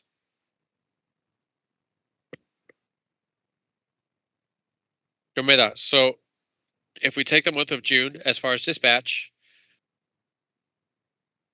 we can say that Aguirre coming in late out of that preventive maintenance, in summary, had the effect in great part of having that difference where instead of saving $1 million, we had to pay because we turned on much more expensive units, $12.6 million. No, I understand that the greater factors were the delay at Palo Seco 3 and the reduction at Eléctrica. These are the more significant ones, the most significant differences. I'm sorry, yes, Palo Seco, I'm sorry, I said Aguirre. Very good. Yes, Palo Seco 3. And Eléctrica with a reduction in the utilization. In the case of Palo Seco 3, we had situations with contractors where they had issues in getting personnel. With a situation that the PUA, the personnel that used to work within the boilers, well, they weren't coming up to work, and it had a large impact on this maintenance. So at least in June, then, we can't talk about or attributing it to a lack of maintenance. On the contrary, June specifically is because of providing maintenance and that maintenance being delayed to bring it up to speed. It's the reason why we had to pay this additional cost. Am I mistaken? That is correct. In fact, they're at unit 3 before the repair. The unit was, I remember that around the 150, 160 megawatts. And after the maintenance, we've managed to operate it at its nominal load of 216. So there have been issues, but we did recover, finding improvements in the void. The condenser was worked on, and the voids of that unit, for those of you who know about this, know that an inch of void presents many BTUs of savings. And we managed to have voids of 28 inches of mercury after that maintenance, so that machine improved greatly. Thank you very much. Attorney Mercado, now we can go to July 2021. Before moving on to July, Mr. President, I have some questions regarding the data on screen, if you'd allow me. Yes, Mr. Gandia. The data in the current part, the data is of consumption of fuel costs. We're talking about columns P and Q. They're in blue. It's data that was entered manually, or was it a copy of somewhere else? What was the source of this data? Both of a consumption in barrels in each unit, as well as a cost per barrel. Jose Gandia, for the record, this information has to come from the fuel reports. I agree with you that it has to come from the fuel reports, and the fuel reports, the J28s, right? That's what you would expect. However, yes, Commissioner Rivera, I'm sorry, Jocelyn Estrada, the data given by us.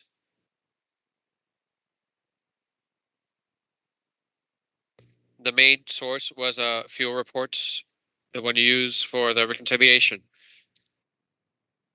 In the case of generation, it comes from the generation report provided by the generation director from the authority. Okay, I understand the part of generation. It's not such a big concern because the concern, well, it is a concern, but the consumption and the cost of fuel per barrel should be of J28, right?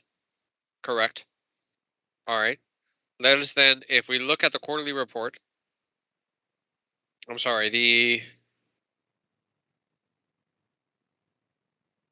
quarter reconciliation file, June, July, and August, Mr. Gandia, and I think that you're more familiarized with that report. For instance, I'm sorry? Yes, I just want to clarify an additional calculation that was done. Oh, an additional calculation, yes. To this cost in column Q, in addition to the 40 cents that Mr. Gandia mentioned in the summary of the reconciliation, as a part of the handling charges added by barrel to number 2 and 6. Not so with the natural gas. So what is added at the end in the grand summary for each month? The cost I understand. However, there's a discrepancy. Mr. Gandia, there's a discrepancy between, for instance, if you look up in the quarterly report, one would expect that June 2021 fuel costs and consumption, which is where consumption for per plant is at, one would expect that that consumption would concur with the one being presented in this report.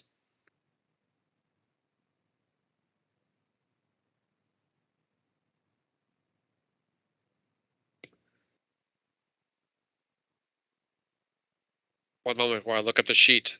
According to the sheet of the fuel consumption in the quarterly reconciliation file for June of 21, the consumption of the units of the authority was 129.7 and barrels 1,794. Yes, no, I understand.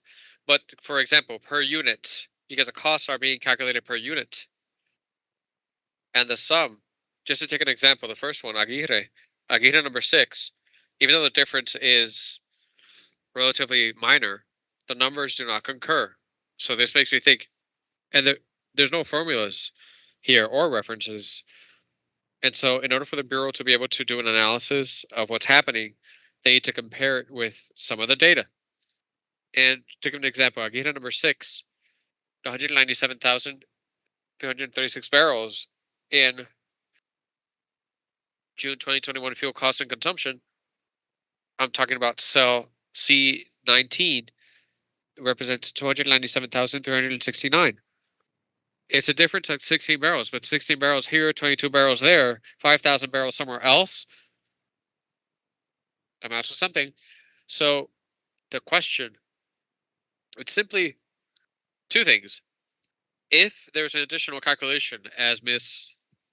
Estrada has been bringing up, it would be convenient for the Bureau to be able to review these numbers, to look into this data, to look up the calculations of the authority, to have what the authority is available. Do you understand what I'm saying? Specifically, there's a discrepancy in pretty much all of the entries of fuel as far as the consumption in relation to the J28 report. Well, the quarterly reconciliation that is based on J28. So it would be convenient to have a report, although for purpose of this discussion, the discussion can continue. It's not going to change. It's a matter of sense to have the data concur everywhere. But then it would be convenient to have the computation that was done for the price of fuel that is used to apply it to the plant, and also, or minimum, to have the communal consumption. Correct. All right. Thank you. So it's just something that the authority could provide for the purposes of the discussion. We could continue to have the same discussion in general terms because the numbers are fairly relative. Before taking up the table or retaking it, Yomeda, if you would be so kind, just to be clear, in this period of July or of June, which units were under preventive maintenance, if any, and what was the capacity of each one?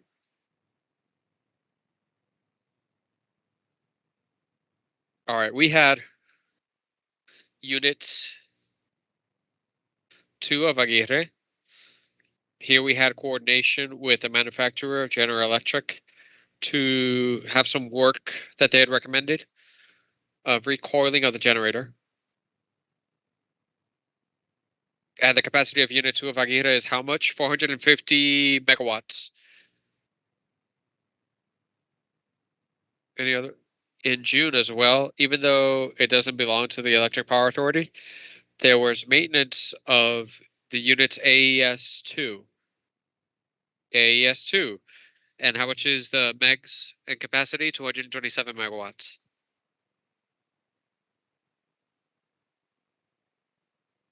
In summary, if we had these units available, and I want the people to understand, Puerto Rico, the Electric Power Authority does not have issues of capacity at this time to supply the base load or the peak demand. It has the capacity. What's happening is that at this time, at this given time, when more expensive units need to be used, the ones called peakers, we had 700 megs of preventive maintenance. That's correct.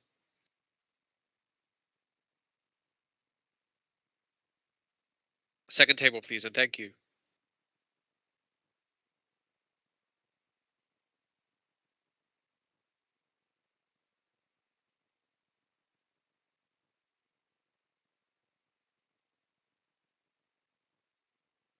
Commissioner Rivera, I'd like to clear something up regarding the matter that we discussed earlier. The difference is that in the case of number 6, fuel number 6, the propane consumption was added. That's the difference. If you were to take Aguirre number 6 and you add propane, you'll get the barrels be held on the table.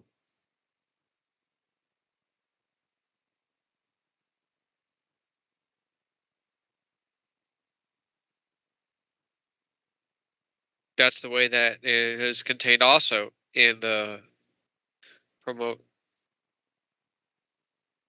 simulation to have equal barrels. And so I need to assume that in 82.37,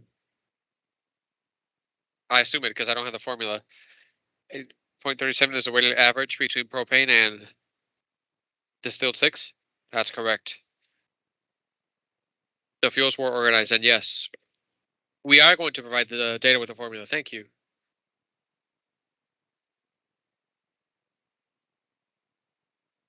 We already have. Do we have July yet or not yet? Yes, Mr. Chairman, Marita Mercado for the record. July is on screen. All right, perfect. Let's do the same, Gandia. If you would help, let's go to what had been projected for July. A demand had been projected of 1.36 gigs, and the associated cost was 131,192 with 530. Finally, and I think that there's a mistake here in the second. I'm sorry, I think. Correct me if I'm wrong. I think that the generation, if it's the same, and generation in both in the first table and the second, because it's projected or forecasted, Yes, I've just realized this, but there was no impact in any way in the total cost because what we considered for the purpose of the total cost were the barrels. But we will amend the generation. It should be the same, right? 1.36 on combined cycle, Commissioner. Yes. Different from the previous month. If the units that we believe would be available would have been available in this month, and associated costs to use these machines, the real cost is greater because there was an increase, and if we use the pounded price of the fuel, there was an increase of $1.4 million. So even in using the machines that we believe that were going to be available in this month, as opposed to the previous month, there was going to be an increase. Correct, assuming the variables, that is so. Good. So what happened? Really, the demand was greater. As opposed to what was forecasted of 1.36, it went up to 1.4 gigs. And besides, the machines, the units that we believe were going to be available, typically are at a lower price, were not. So we had to use more units, peaker units that were more expensive. Besides not having the base, there was an increase in demand. Correct. And this resulted in an increase for that month of $32 million.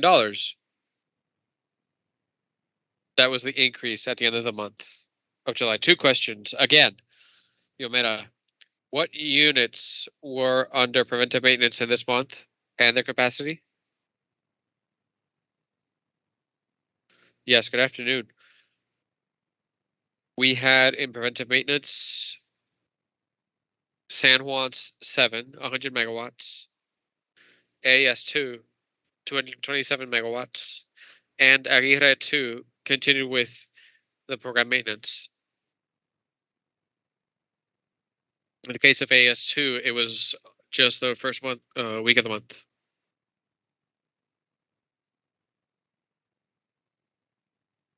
And Aguirre 2, how much is the capacity? 450 megawatts.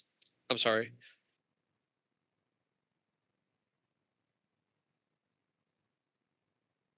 And what units in this month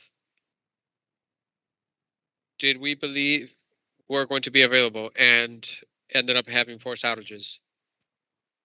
In July,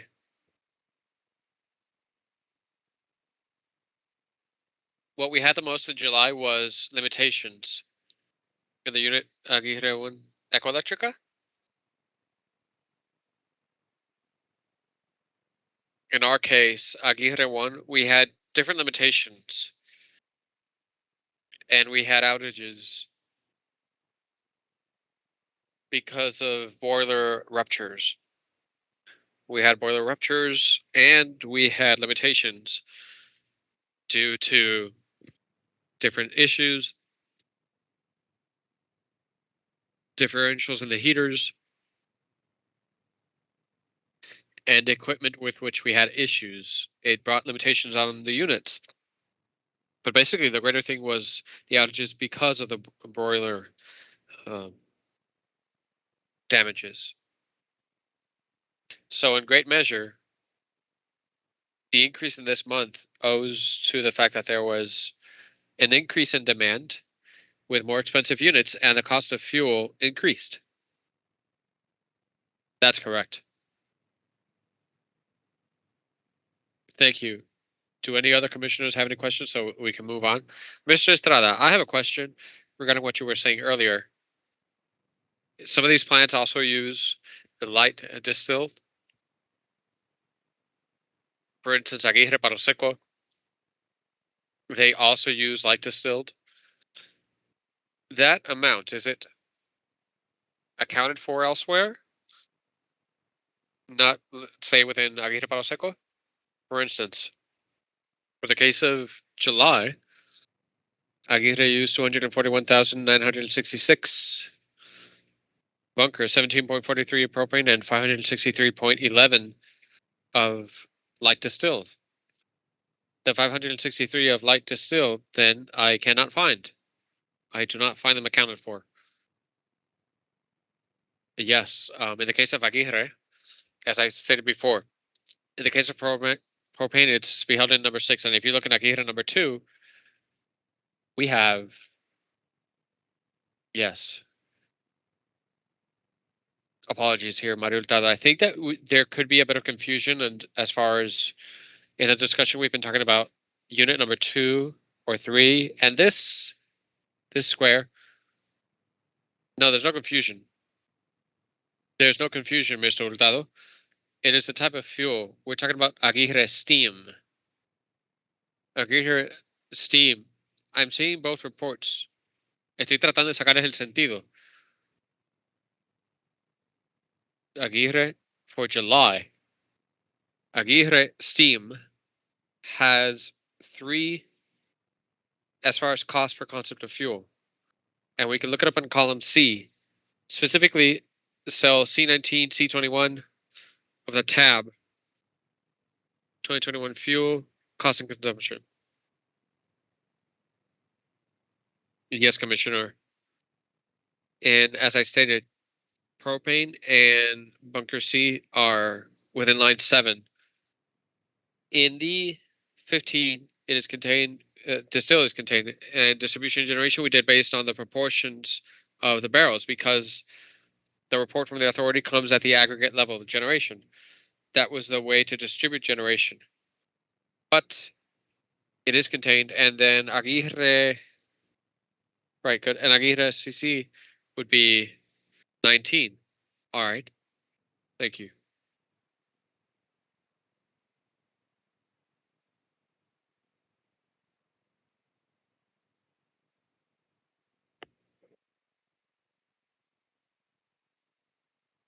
Gandia, are we still in the month of July?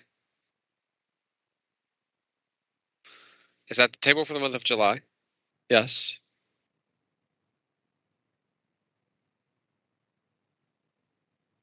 Just to summarize, because I think that it can summarize and then go to the table. The one that I would like to clear up, of course. We stated that in the month of June, had we had dispatched, if the units that had been foreseen as being available for dispatch would have been dispatched, the price of fuel was less, and we would have saved $1 million for that month. Regrettably, because of faults or because of machines or units that were not available, instead of saving $1 million, we ended up paying $12.6 million additional. In the month of July, had we had the machines available as had been foreseen or forecasted, and had we used those machines, since because the fuel went up, we would have to pay with those units available $1.4 million additional. Now, because the units were not all available and we had to use peakers, there was an increase in the payment of that month to $32.30 million. We're talking about the month of July, of August, sorry. If you'd be so kind, attorney. Or, yes.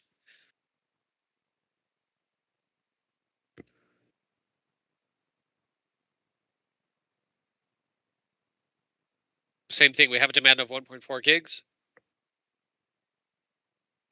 Finally, the fuel increase, and had we supplied those 1.4 million projected to their true value, there would have been an increase of payment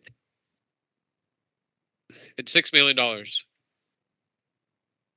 This brings me to the final table of this document, available, everybody has it, where if dispatch would have been what had been projected, even with the variance of the fuels in the month of June onward and July, August, and onward, the reconciliation would have been of only $7 million, 6.58.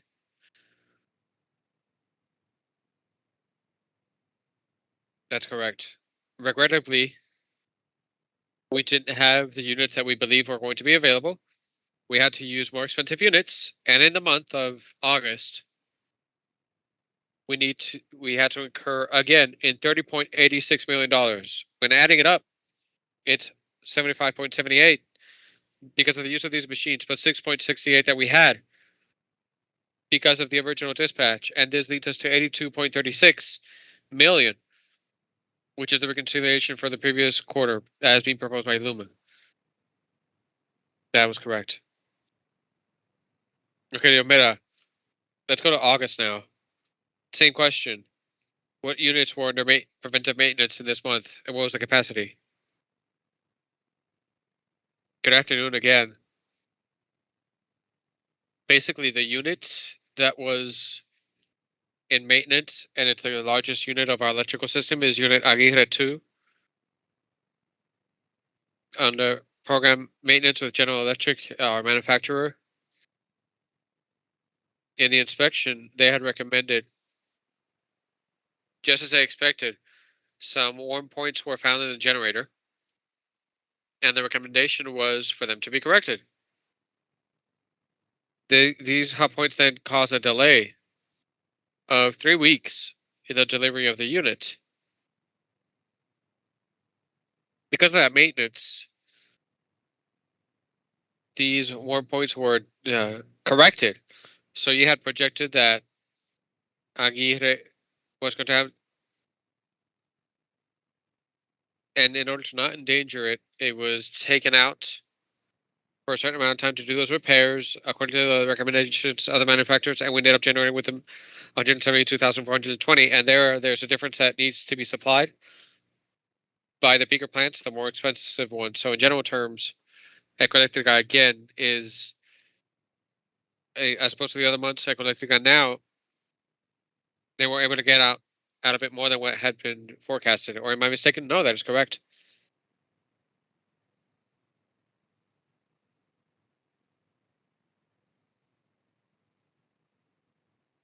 Good. This leads me, I think that you're the one who can answer this. In the hearing that we had, we're going to case NEPR-MI 2021-0014, Attorney Bolaños, please. This document that we're going to be talking about is not in this docket. And if you'd be so kind, we would like for you to submit it to make it public.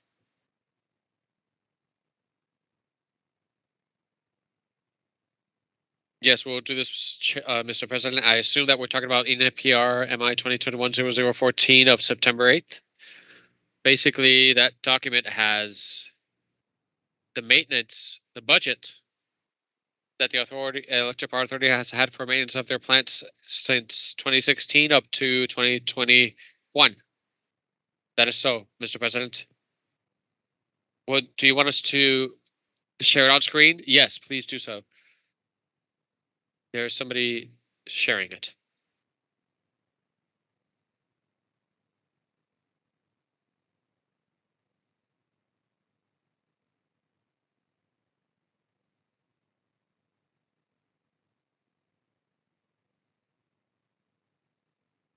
Engineer Omera, could you explain this table to us? I'm sorry, could you repeat this? Could you explain this table to us, starting on 2016, 2017, from that fiscal year to date? What does this table mean? Yes, this table means the budget assignment of the maintenance of our generation central and the expenses. On the upper part, there is the approved budgets. In the bottom table are the expenses, current expenses. I see on this table that there is an anomaly in 2017, 2018, and 2018, 2019 regarding as opposed to the other years. Could you explain why in 2017, 2018 only 20.99 out of the budget was spent, while in 2018 172.13 was spent above budget? What does this owe to? I'm sorry, in the case of, you spoke of 2017 to 2018. Notice that 2017 to 2018, out of the budget, Only 20.99 was spent out of what was budgeted. Correct. There are several reasons. Good. I'd like to hear them. If you'll notice, Aguirre power plant and Aguirre combined cycle, there they had 30 million and 56 million in the case of the combined cycle of Aguirre. And if you look at the rest of the years, in the case of combined cycle of Aguirre, this is an amount substantially greater than the other years. In that year, we beheld having the conversion to natural gas of the Aguirre complex and the project of Aguirre natural gas. So that project was canceled and that investment did not occur. We also had to point out that that was a year in which we had the impact of Hurricane Maria. And so what explanation is there for having gone over in 2018 to 2019? 2018 to 2019, if you'd notice in the range deleting and technical service, there we have a expense of 73 million.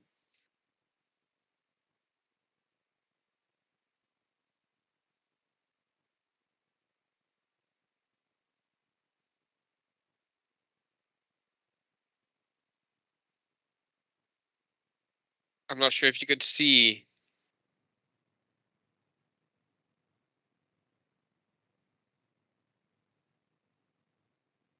here where we have the mouses where we're marking it. We have in that area, we have 63 million.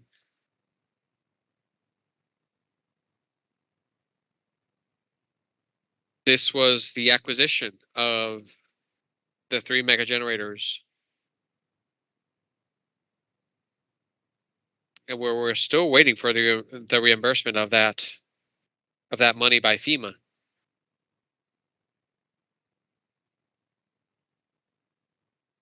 Let's move on to 2019, 2020, 2020, 2021. What is the budget that was assigned to the Electric Power Authority for the maintenance of the plants in those years?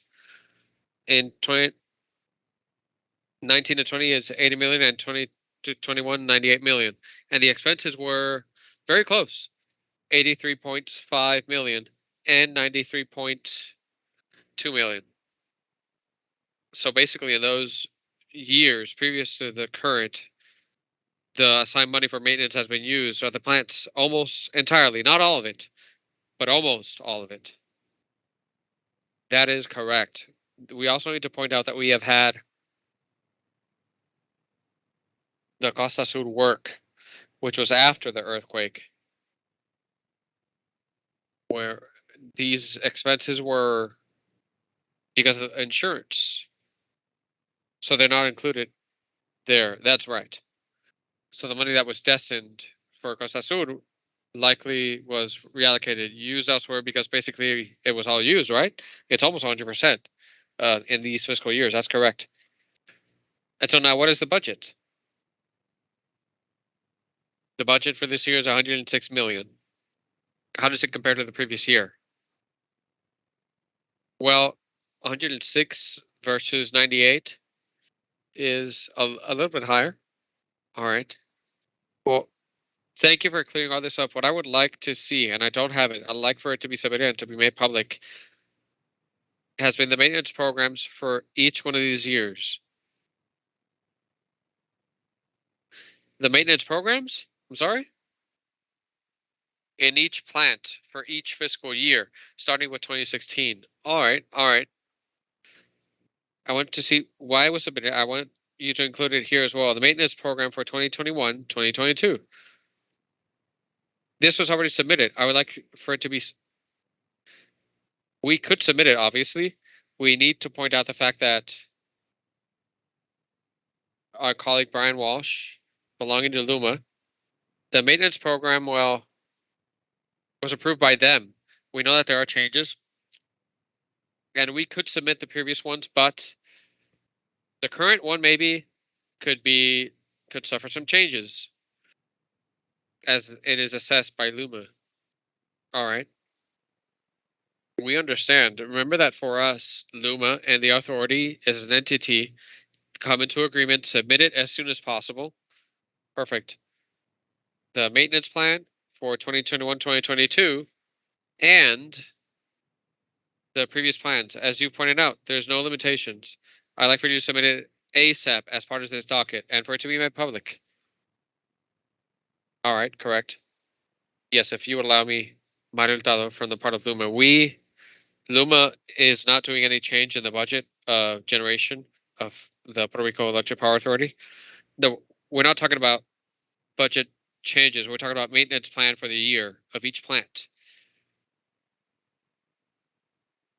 Engineer Rios Mera, this is Commissioner Rivera. I'd like to understand a statement or an expression that you've just made that Luma needs to approve the maintenance program. Yes, it's just that we have meetings where we discuss whether there are any changes in the maintenance plan.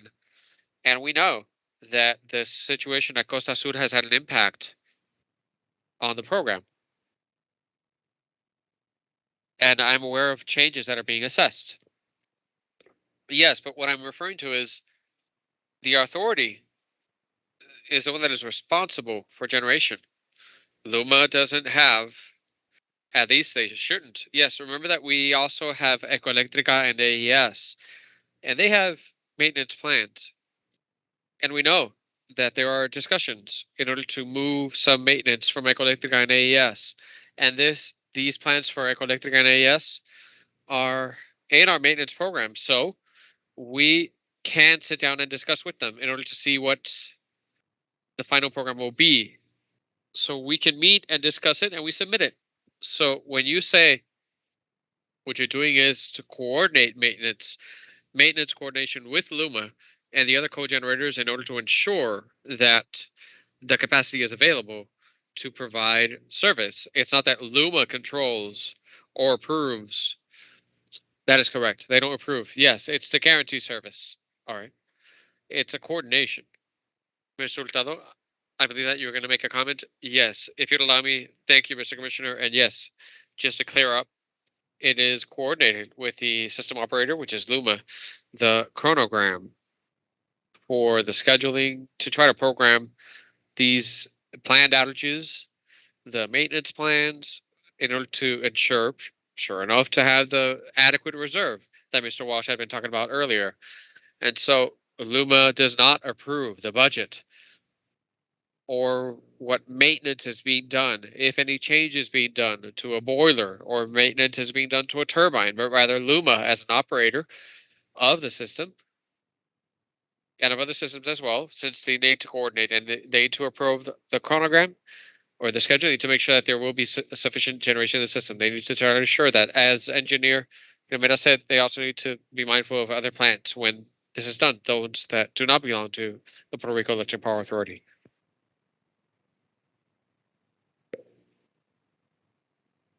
Good afternoon. This is coordination that needs to happen in order to try to reach the best economic dispatch for the benefit of the country. Yes, this is correct. And to keep sufficient generation for to supply for the needs. Thank you. Good afternoon, Engineer Ramos, Commissioner Ramos. For Engineer Rios Mera, you stated that one of the main reasons for the outages of Palo Seco 3 was the boiler damages, correct? In the case of Palo Seco 3, well, we were talking about maintenance, program maintenance. We've had breakage of boilers at Palo Seco 3 as well. But as far as what was asked at the beginning, the question was regarding program maintenance that we had in that unit. Yes, correct. You spoke of a force outage because of the damage in the boiler. I think that the question was addressed to Aguirre, regarding Aguirre at that moment. My question is, this type of damage Is there any preventive maintenance that could prevent this type of situation? We have consultants that do evaluations, regular evaluations, and they make their recommendations. As I mentioned with General Electric, they detect deficiencies and they recommend making repairs. Normally, it is recommended that for the coming outage, the greater outage of a unit, this repair be done. Obviously, when they do recommendations, we need to identify funds where, depending on the scope of the repair, to identify funds and to identify outages of the unit, and then coordinate in order to do repairs. So as preventive maintenance, you could identify the point at where it is more likely that the piping of the boiler might burst and that can be repaired beforehand. That's correct. All right. Another question that I have is regarding the Costa Sur 6. I believe that there was a forced outage. At what point was it that, what date was it, and what's the status of the repair? Yes, this unit had damage. We need to point out that there was a failure in the turbine months after having done program maintenance on this very same turbine. On August 22nd, we had that failure. We have been working in coordination with our work team, have been working to bring the unit up to service as soon as possible, and yet the rotors at the turbine needed to go out to the US in order to get repaired. Last week, the outage of this equipment began in order to send it to workshops in the US in order to have them assessed, have them inspected, get recommendations, detailed recommendations of the work that we ought to do. So we're in that process right now. Depending on the evaluation then, and depending on how the pallets of the turbines are, and as the studies are done and as we get recommendations, we'll then know how long it could be for these units. Our expectation is that by December or early January. All right. And so we can determine then that the effect of this damage are not in this reconciliation. It was on August 22nd. Oh, that's right. A week. In about a week, we will probably see a reflection of these numbers. Yes, and remember, as the commissioner had said, Angel Rivera, we always, in dispatch, and as was presented by engineer Brian Walsh, some force outages are always considered because historically speaking, we've had a percentage of force outages, and this is within those expectations. Engineer Rios, I'm sorry, Engineer Rios, what is the status of Costa Sur 5? Costa Sur 5, we have a small outage of a damage of piping, of main steam. We hope to be close to finish with the repair by 28th of this month, September 28th. Correct. All right. When was the promote run done to present the factors that are being filed or that were filed on September 16th? Respectfully, that question can be referred to Luma. All right.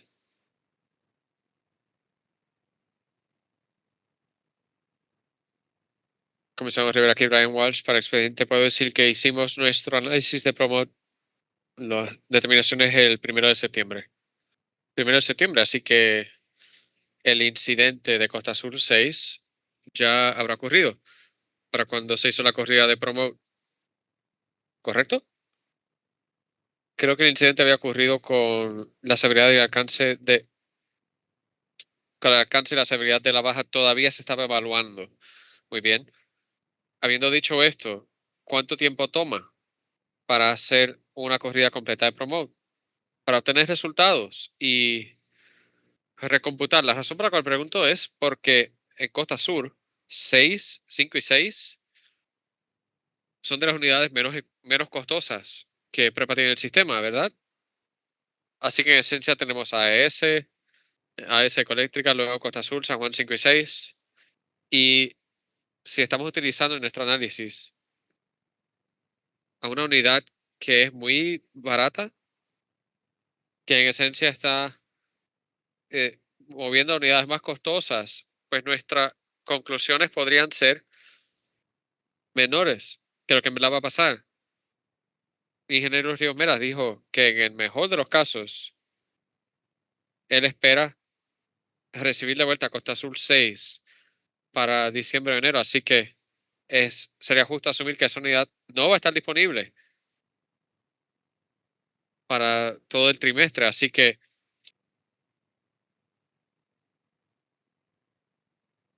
no habrá discusión. Sí, para la parte original de su pregunta es cuánto tiempo toma para hacer una corrida promote, pues solo para dar un poco de esclarecimiento, si tenemos un reto con el tiempo de cuándo tocan estos informes, así que tenemos que sacar los datos de consumo de metro y los datos de consumo de combustible para el mes de agosto. Generalmente sacamos eso, hay unos números preliminares tempranos para el 6 del mes y sacamos datos confirmados unos días después y se validan. Sacamos esa información y entonces podemos entrar eso a nuestra reconciliación y sacamos las bajas pronosticadas que hacemos en nuestra corrida de Promote.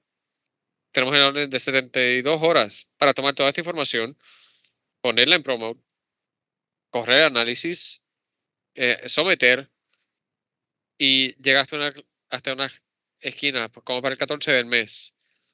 Si hubiese un poco más de tiempo, más tarde en el mes, podemos definitivamente darles un pronóstico más acertado. De hecho, no me preocupaba el término general. Mi línea de preguntas era hacia este. Y entiendo, o sea, tiene que hacer las corridas y tiene que hacer su análisis, porque ahora mismo, esta es mi preocupación. Ahora mismo, la corrida de promotor asume que Costa Azul 5 y 6 está disponible, ¿verdad? No completamente disponible, pero, ok, déjeme, pero dentro de un alcance correcto. Déjenme reiterar entonces, está más disponible de lo que en realidad va a estar. Definitivamente, vamos a ponerlo de esa manera. Sí, mi preocupación es que subestimemos nuestro factor FCA y factor PPCA, parece hablando de, y entonces vamos a estar en una situación en la que tendremos que hacer otra reconciliación grande más adelante. Así que la razón en cuanto al tiempo de cuánto esto tomará, entiendo, o sea, todos quisiéramos tener más tiempo para hacer estas cosas. Yo quisiera tener más tiempo para analizar todos estos datos, pero las tasas están hechas de esta manera por una razón específica. Y sí, entiendo que es un reto, pero es algo que podemos, y yo entiendo que Luma y Prepa hacen el mejor análisis que pueden hacer con el tiempo que tienen al momento en el que, y es por eso que tenemos al menos 2 semanas para hacer análisis, para tener estas conversaciones y para hacer las correcciones o esclarecimientos que hacen falta, porque hablando con el análisis diciendo quisiera uno tener más tiempo, pues si le damos a Luma 75% del mes informado, entonces el negociado tendría 25% para hacer análisis y para realizar cualquier cambio. Y entonces estaríamos en una esquí contra la pared. Así que habiendo dicho esto, ¿cuál es la viabilidad para hacer un análisis más acertado basado en la condición de Costa Sur 6? O, o la falta de capacidad. ¿Va a cambiar materialmente?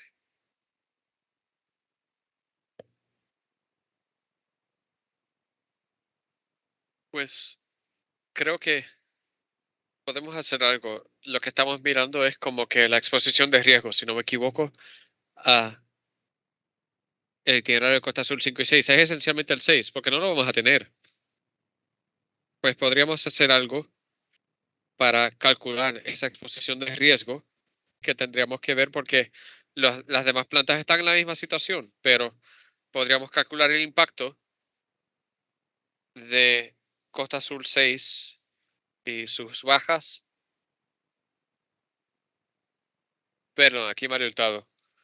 Comisionado Rivera, creo que la pregunta fue cuánto tiempo nos toma hacer un promote y creo que la respuesta es que depende de cuántos cambios le hacemos, pero sí creo que a lo que usted está llegando, comisionado, es cuánto tiempo nos tomaría hacer otra corrida con Costa Azul 6 fuera para este periodo en que se ha determinado que va a estar fuera para que se pueda mirar en comparación con lo que la corrida actual. ¿Sería eso justo? Sería una evaluación acertada y era más o menos a lo que yo me dirigía. Y entiendo que hay limitaciones de tiempo y acomodar el programa, correr, analizar. De momento de cabeza no tengo la respuesta, pero nuestro consultor le podrá dar una respuesta y podemos entender cuánto tiempo nos tomaría hacerlo. Pero obviamente le daremos prioridad para sacar ese análisis. Y el asunto es el siguiente. Y lo que creo que el señor Walsh, a lo que se dirigía el señor Walsh, es que si no hay un cambio material en, en la corrida, pues ¿por qué invertir en el tiempo y en los recursos para hacerlos? Y de nuevo, mi preocupación mayor es el tener una conversación grande en torno a una reconciliación para diciembre, a mediados de diciembre, basada en el hecho de que se ha subestimado el mecanismo de colección. Entendido. Vanessa, perdón, ingeniera Carón, creo que este es un buen momento. Sí, vamos a tomar un receso de 10 minutos, quizá 12, y volvemos a las 4:20. Gracias.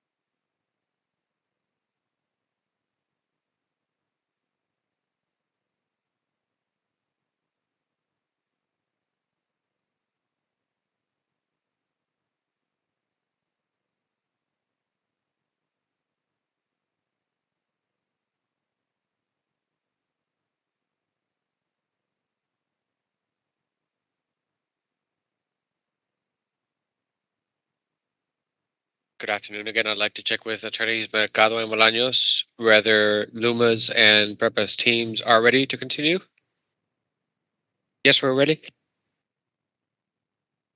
Good afternoon, Margarita Mercado for Luma. We're ready, and I'd like to add that with the authorization of the Bureau, Mr. Brian Walsh would like to clear something up of a matter that had been discussed earlier.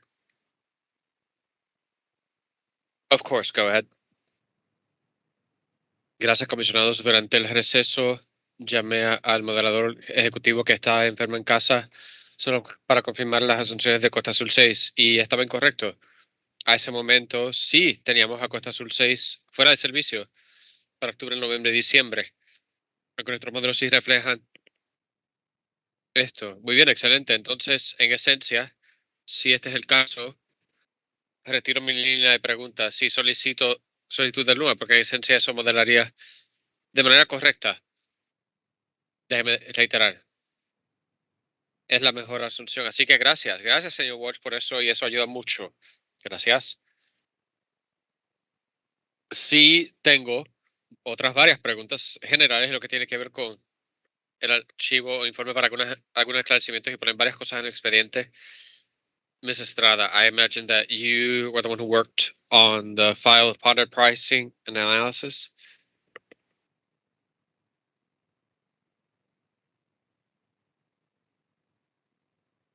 Commissioner, I didn't handle it directly, but I am aware of the calculations that were determined for the adjustment. All right, perfect. Really, it was handled by Barbosa.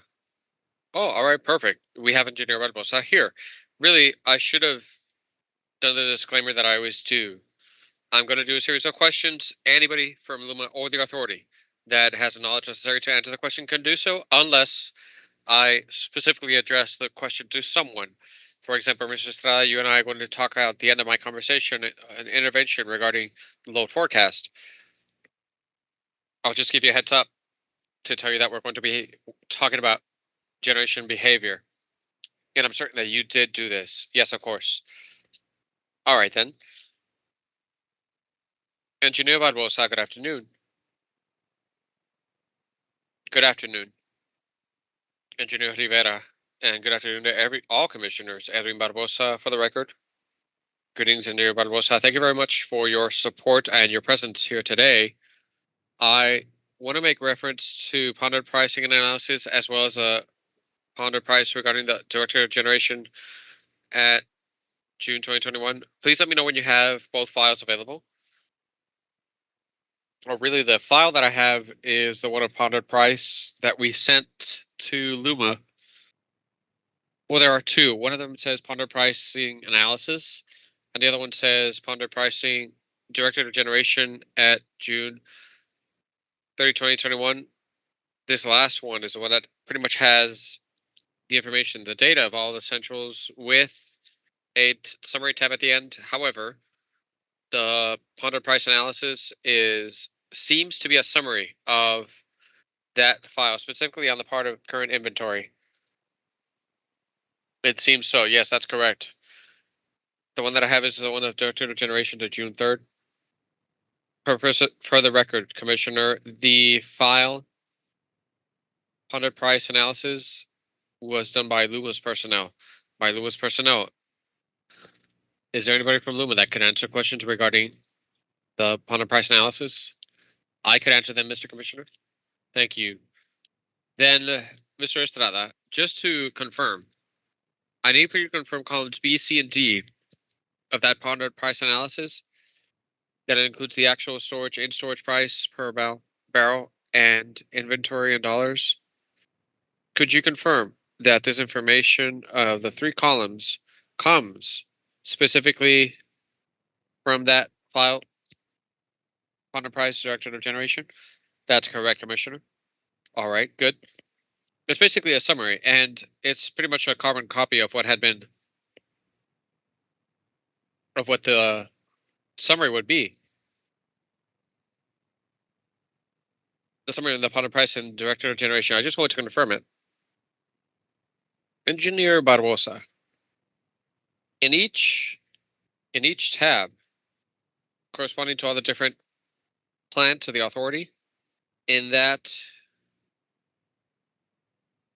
file of ponder price to June 30th, there's a reflection, or it's reflected in the date of May 17th, certain modifications to what inventory would be. Could you explain to us how the modification was done, how the adjustment of the inventory was done in that file?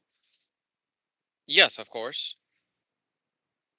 First, we want to clear up the date of May 17th. We've been talking about that date, and the reason why it was not done on May 31st, as I answered in that date, if you may recall, we had a transition from Luma's entry and on June 1st. So we had certain concerns because of personnel and plants and the availability to bring the inventory personnel in on the 31st. So what we did was that we moved the inventory to 2 weeks prior. And as usual, we hired the 3 laboratory companies, it's 3 different ones. On each quarter, we rotated them.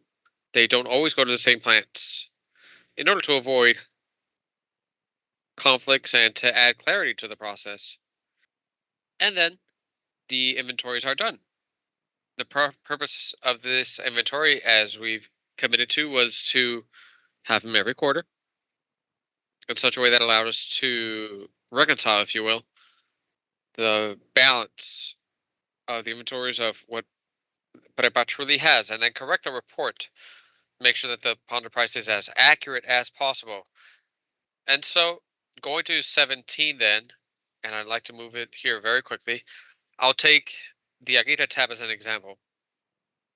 In the Agita tab, which represents what I'm trying to explain or what I want to explain, for example, on the right, we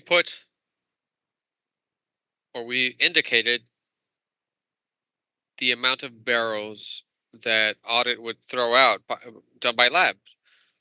And we would also see the difference versus the inventory that we had at that time. So we went on to adjust that inventory. In this case, an amount of barrels was added, a total of 14,076 to the inventory. But as we always do, this inventory, or the price to which that inventory is added, is a ponder price of the past deliveries that there have been previous to that date of the 17th. And this is above on the right hand side, the calculation, of course, 429,000 barrels. That is more or less our estimate of replacing all the amounts that there are in the tank previous to adding this amount. So what we did was to add up a ponder price of those deliveries, 80.0629, and to that price we added the amount. As we can very well see, the difference is very small well compared to the ponder price, and barely. I mean, if you look at the price on the 17th, in this case we added it on the 18th, since we had a delivery on the 17th and we didn't want to alter that number and that price that was paid for in effect for that delivery. But if we look at the pondered price on the 17th and on the 18th, we can see that the amount here is very small. But sure enough, for the purpose of this is that even if it's very small, we want to be able to maintain it. And in that way, going through all the different tabs, we can observe all the different adjustments that were made. In some of them, they were adjustments of consumption, where it is determined then that more was consumed because there was less amount than what we had in the report. And in that way, we can establish, and just for the benefit of the public, the important point here is this column of the pondered price. What this means is that what is inside of that tank, that amount that we are quantifying within that tank has a price per barrel that is equal to that ponded price. This is very important because we pass that information on then to Luma's personnel, and they then can use this price in order to, along with the consumption data, establish the consumption that all the different units had and at what price those fuels were consumed. That's basically the purpose of this report. And so according to what you've described, in general terms, the adjustment was done in a manual way. Whether it is done manually, but it is based on the data. Yes, no, of course. Basically, you had at the date in which what was done, I'm just trying to paraphrase. On the date on which the inventory was done, say for example that the real inventory was above what you had in your file, well then a delivery was done. A delivery is done then to level that tank and bring it to the level that is real, exactly. And that delivery is then done, as you say, you go back and you look for a weighted average, the bonded price of that fuel, in order to keep the tank uniform up to a measure with a small margin. And if, on the contrary, your inventory was below the real inventory of the tank or the measure of the tank, then it's consumed. It's as if it had been consumed. It's added to the consumption. In this case, it's the same bottom price is added to the consumption as was in the tank. So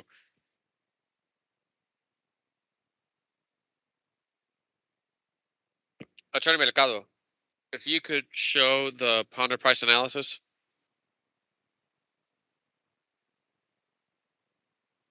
I'm sorry.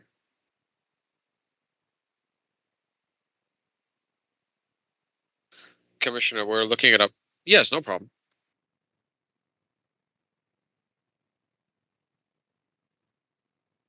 Luma, with the information that you've provided, Engineer Barbosa, Luma did a computation regarding the difference between the inventory that Luma had in the J28s or the fuel reports versus what was currently in tanks. In net, at the end of the day, when the whole sum was done of all the differences, as far as dollars, we're talking about an amount of $211,000 in a universe of 170 million. We're talking about 0.1% of a difference, which to a certain point you could say that it's within statistical margins based on the operation of the magnitude that the authority has as far as generation. That's correct. So 0.1% in that as far as the cost and as far as the barrel inventory. Basically, you could say that the numbers are pretty reliable. And the system that we have is, to a degree, keeping the levels physical along with the ones that we have as far as accounting. But there are fluctuations that we would like to look at. For instance, at Aguirre combined cycle for number 2, the difference was of 11. We're talking about almost 1 million gallons of diesel. And like in San Juan with San Juan CC, there was also a difference of about 10,000 barrels. We're talking about 420 something thousand gallons of diesel. Could you explain that type of fluctuation and the reasons for them? Mostly what we found in these exercises that we've done, we were already on our 3rd exercise when we did August 31st. What we found is that the fluctuations, mostly the fluctuations mostly owed to the consumption reports that we receive from the plants. And these daily reports are taken by different folks. It's not always the same operator. And the other matter is that it is done on measurements. And there is an element of human error in there. As we very well know, we could have mistakes or errors. This is what we took notice of the first time that we did this exercise with the Bureau. And that's the reason why we do these quarterly now, to try to bring that in to the less possible degree. But that's the basic reason. All right, good. Thank you very much. Thank you for your explanation in the intervention. Mr. Estrada, I'd like to confirm then that columns E, F, and G of that Poner price analysis was or comes from the J28 report on June 30th, basically the imbalance that was had in Luma on June 30th. That's correct, Commissioner. All right. An additional question. I'm sorry, Mr. Barbosa. Were the adjustments done to the time between 17th and 18th of May? And basically from May 17th to 18th onto June 30th, in the fuel office, they continue to account, and the balance on June 30th was the one provided to Luma? That's correct. Yes, that was done. It's correct. So by the next, in this fiscal year, and this was done basically because of economic reasons, since we were so close to inventory, we want to do right after. But by this year now, or this fiscal year that is running, we set out to do it in May, and it'll be done in June. The reason is because of financial constraints, basically, and because of auditing reasons. All right, perfect, good, thank you. Mr. Gandia, then, whoever it is from Luma, could you confirm that in the quarter reconciliation file of June, July, August of 2021, in tab fuel July 21st report,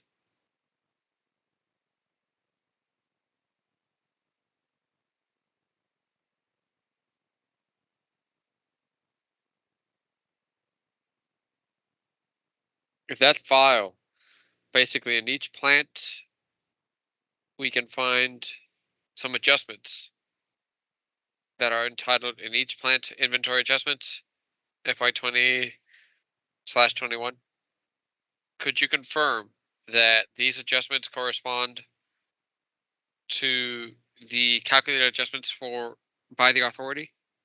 I'm sorry, calculated by Luma in columns A, H, A of that file of Poner price analysis. For the record, Sandia, yes, that's correct. So basically, by July 1st already, beginning balance had already been adjusted. The adjustment regarding inventory had already been done for the computation of the month of July and that of August as far as costs. Correct, Commissioner. All right, good. Thank you very much. The last line of questioning that I have is Mr. Estrada regarding the file behavior of generation.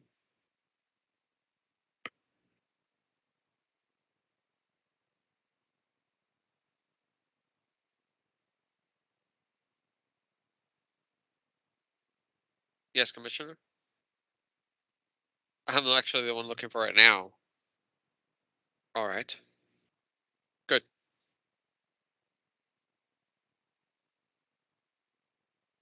Let's go to, thank you. Let's go to the tab of Q2 estimated factors.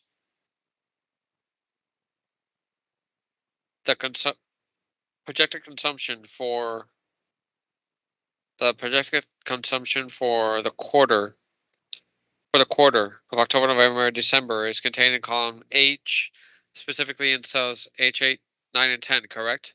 That's correct, Commissioner. And that consumption, as you alluded to during the presentation, that consumption is added up by applying the estimated generation for that quarter, generation that is estimated for that quarter with a factor of efficiency, correct? Coming out of the historical efficiencies of generation. That is correct. And so then the factors of efficiency in this file are contained within column K, specifically in cell K8, 9, and 10. That's correct, Commissioner. Right. And so then each one of these factors come from a tab or from the tab called efficiency. I think it's the next tab.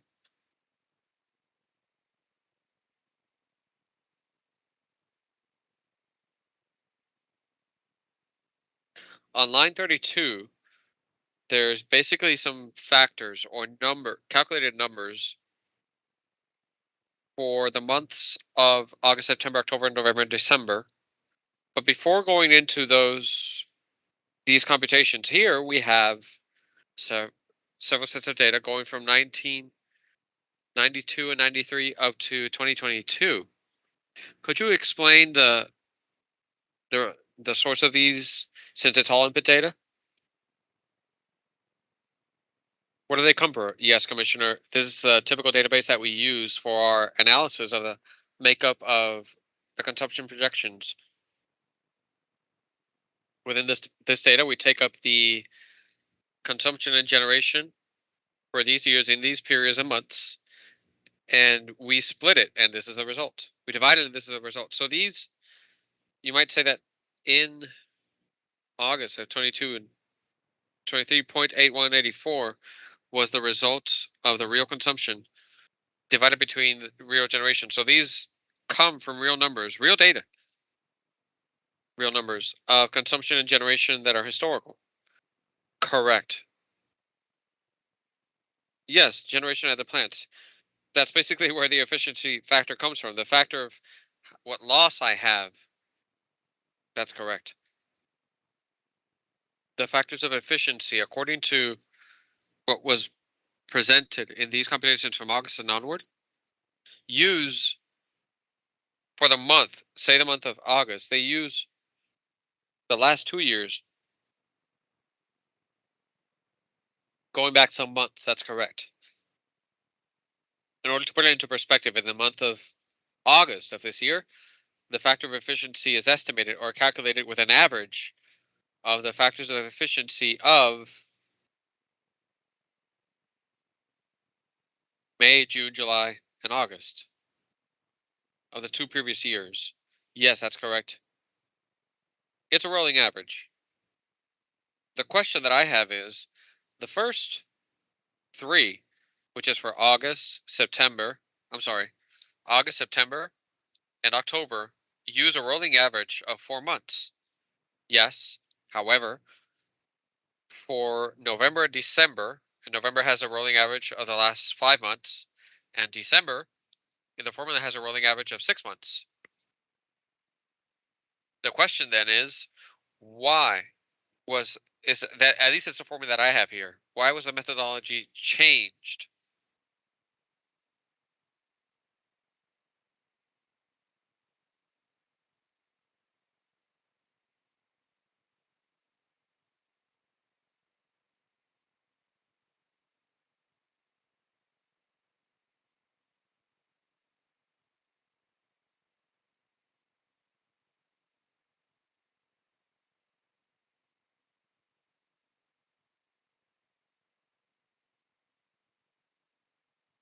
Yes, Commissioner, you are correct.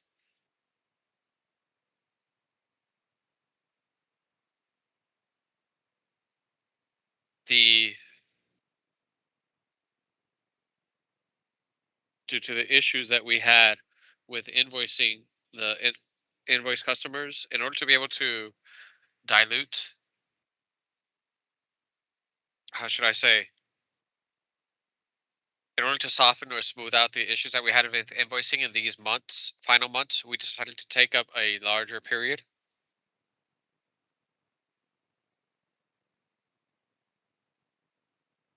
This is where What is I understand that I understand that you're saying to smooth it out. However, however, it's historical, isn't it? I mean, these are the months. For example, the month of November. Yeah, November accounts for November going back. The years that it takes into account are the 2 previous years. I don't see the effect of the invoicing this year because it's not taking the real from 2021, 2022, is it? Yes, you are correct. So the 2019 is, I mean, 1920 and 2021, the 2 years going back, not the ones immediately before us. And so then that change of methodology could, to a certain degree, be seen as arbitrary. Yes.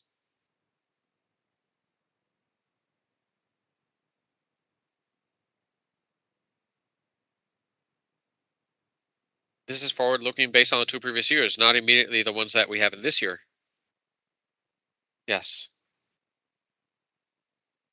And so based on that fact, do you not think that we should maintain a consistent methodology of the rolling of the 4 months? Yes, yes. That's correct. All right. And so then we should do that correction simply to maintain the methodology to give a standard, or at least in consistency every month after month. All right.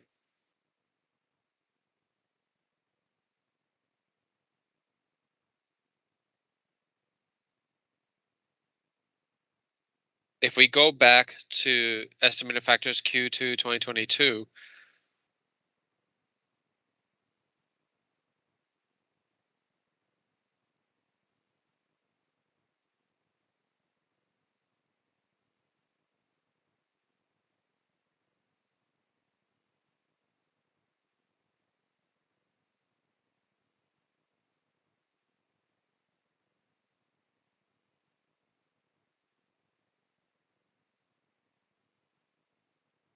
all right. If we go back, I'm sorry, estimated factors Q22. This,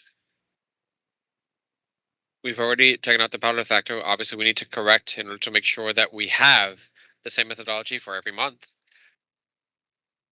The generation, just as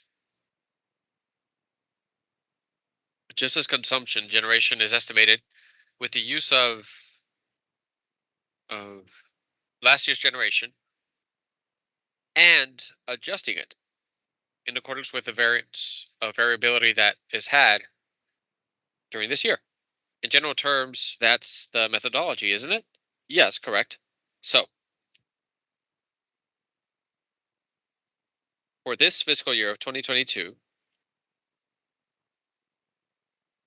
as you said during your presentation, you have July and August. July and August, each one had 1.52, 2.84. I'm talking about percentages in variability. And so then, if we were to take those 2 months alone,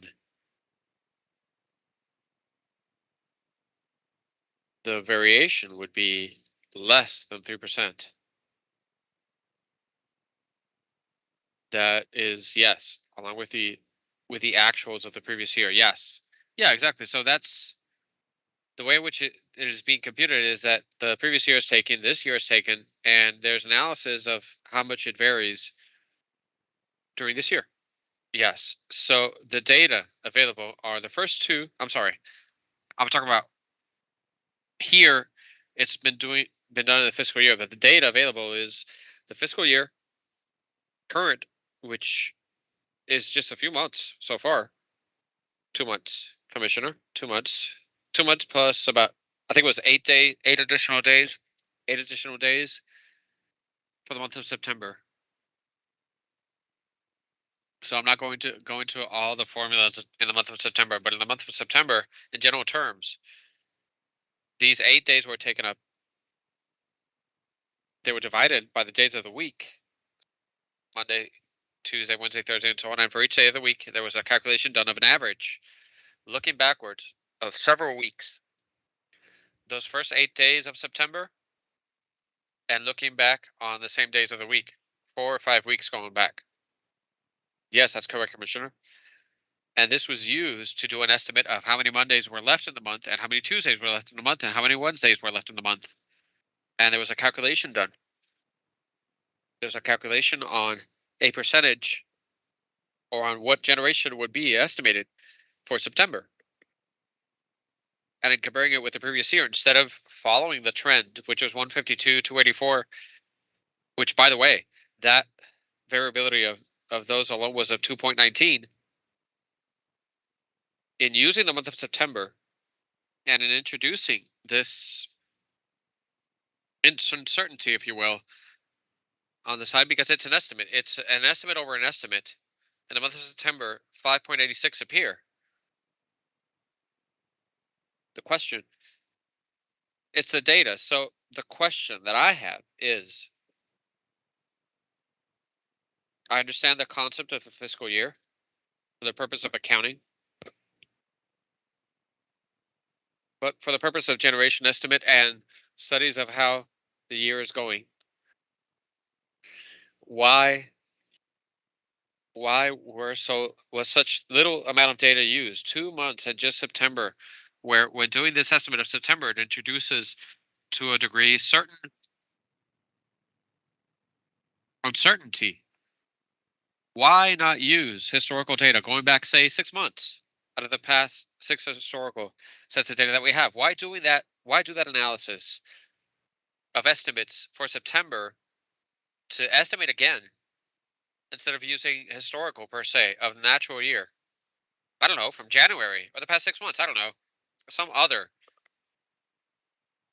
set of data that would have more certainty of how it's actually behaving. Yes, the main reason is the increase that there was in temperatures. This was manifested in the demands that were recorded around mid-August and early September. It's the main reason. If we consider previous months, likely we wouldn't find that increase in demand caused by the increase in the effect that temperature has. As I stated earlier, in this period that we've considered, the first 8 days of September, if we compare similar days in 2020, the increase was of 6.56% in September.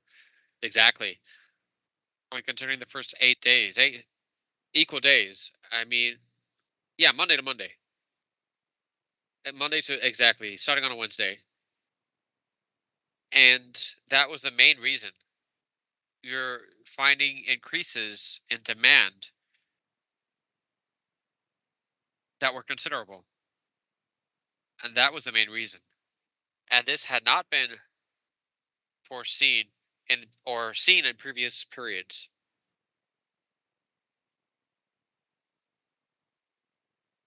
All right. How much confidence? ¿Cuánta confianza tienen en ese 3.8%? And apologies for asking the question in English.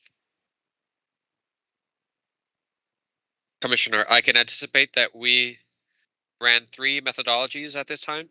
We took, oh, all right. We took these. We took one using the fiscal plan, and we used another with the extrapolations, which typically also in previous periods we presented this methodology. And this one in particular, and the methodology of the extrapolation, basically result was basically the same, maybe a 3% increment in the quarterly period. On the other hand, the issue that we have with projections of the fiscal plan is that if you were to look at As we've expressed before, this model took data up to the fiscal year of 2017. And when we modeled the graphs from demand before this 2017, after September, we see an increase in October, where in the last 2 or 3 fiscal years have not been manifested. Therefore, we discarded the projection with the use of the ERP model, which was the basis for the fiscal plan and for the previous filing of this quarter. That one was discarded. And the main reason was that it didn't have a relation with the behavior of generation in the last fiscal years. And so with that model, we are already heading towards modifying of it in order to make it a model that is more certain, much more certain. I understand, and let me tell you, I prefer more recent data as far as, and this is just speaking statistically speaking, I prefer more recent data in order to do my estimates as opposed to stale data. So you said that the other two models were given more or less were at about this around the same direction, the 3% in extrapolation. The one of extrapolation, the other model, as I indicated, the one of the fiscal plan, evidently the result in the provisions of October, November was a substantial increase, and it is not in agreement with the typical behavior of the last years. The one we're looking at. All right, perfect. I just wanted to clear up that doubt.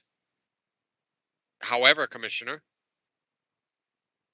if we're going to update the consumption, we could do an update of demand with the use of more recent data of September, since we already are on the 22nd.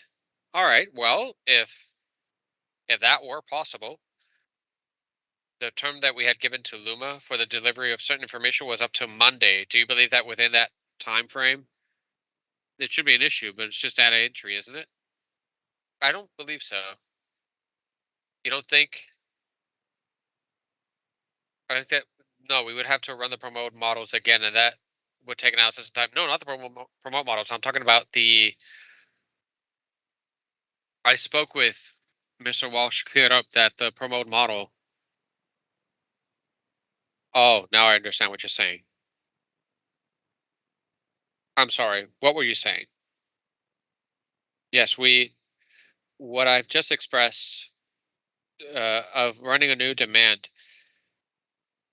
it would take more time with the promote runs, and we would have to do them again. These promote runs do take time. All right. However, according to what you're saying, and based on the analysis that you're doing right now, there should be a substantial change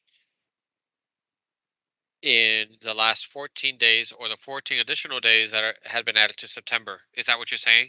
You would not expect a change, a substantial change in that 3.38%? For the period up to December,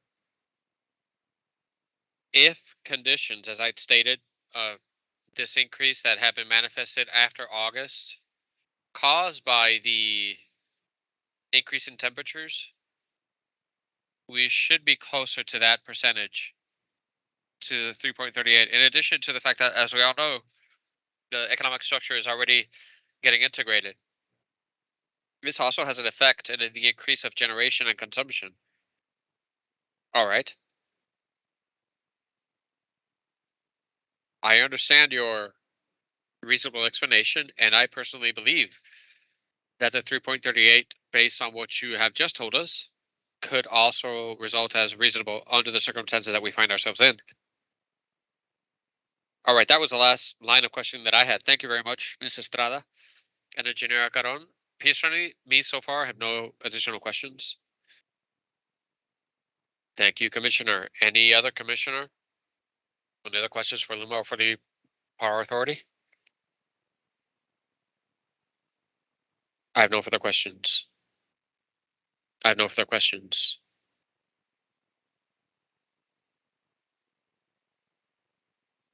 Good then. Before we move on, sorry. Commissioner Mateo, if you will. I had some general questions since we've had several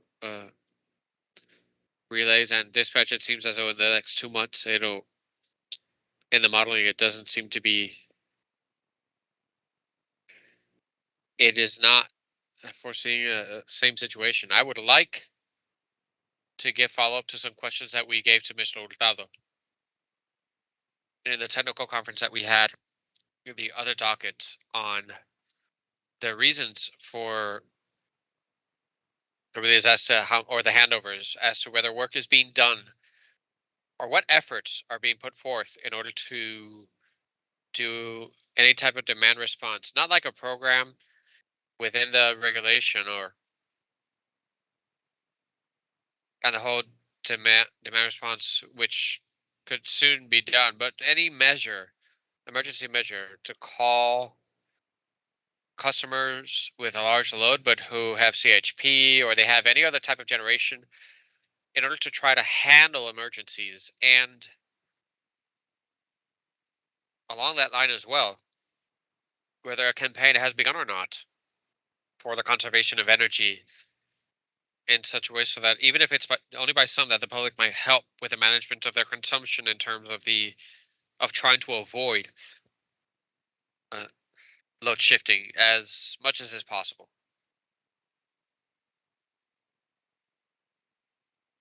Yes, Commissioner Mateo, as far as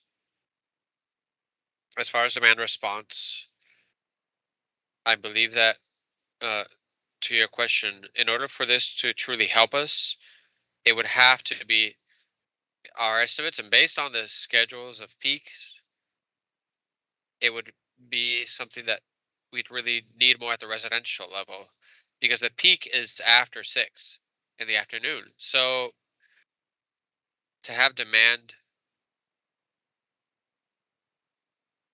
moderate industrially or commercially, it'll mainly occur throughout the day, but we don't believe that this could help much. But we are more than willing to explore this more. And well, of course, we need to have these conversations, but we have not moved substantially towards that field. Now, again, based on the analysis that we have done, it seems as though from the point of demand response, it's something residential is what we would really need in order to have substantial effect. As far as the campaign of energy conservation, I think that we are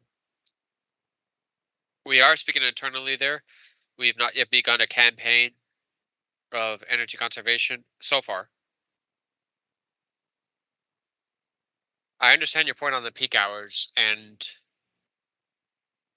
the greater effectiveness of demand response at the residential level, but we have manufacturers and we do have industries that do have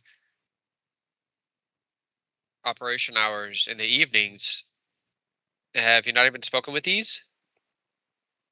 I personally have not had these conversations. We have looked into the efforts that were done last year. We looked at the existing load,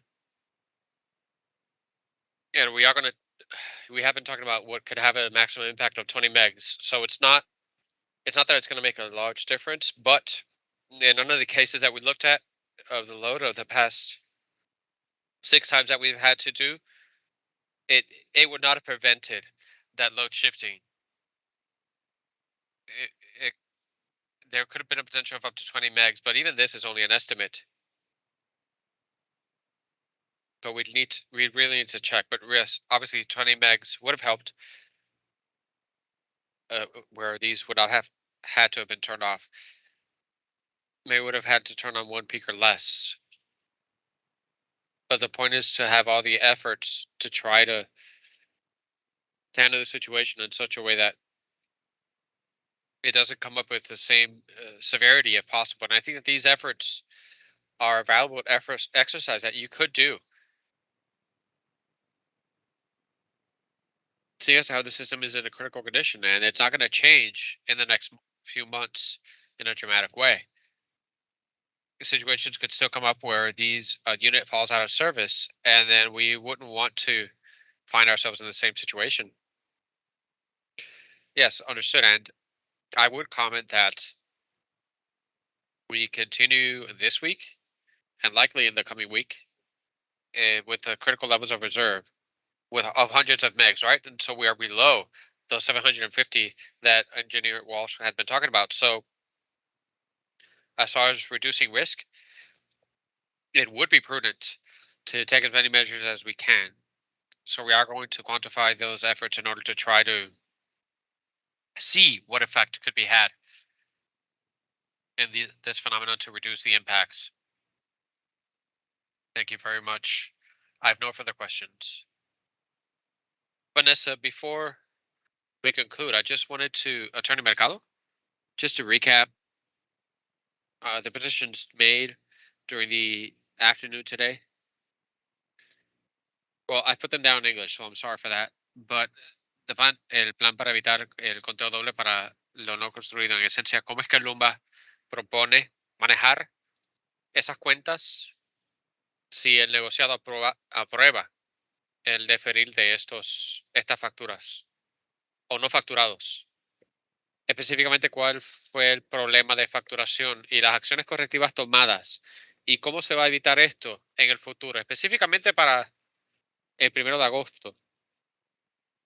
La respuesta a la pregunta del seguro hurtado, usted sí. Y el análisis de costo incremental actualizado específicamente con cómo se calculó el costo para cada plan y cada mes. En la última, comisionado, fue esa principalmente en torno a... Sí, la tenía escrita, pero la señora Estrada de hecho esclareció cómo se calculó. Creo que podemos... Ya no tiene un impacto directo en los cálculos, así que podemos computarlo basado en cómo dijeron que quieren hacerlo. Así que, en esencia, hasta responder la pregunta del seguro.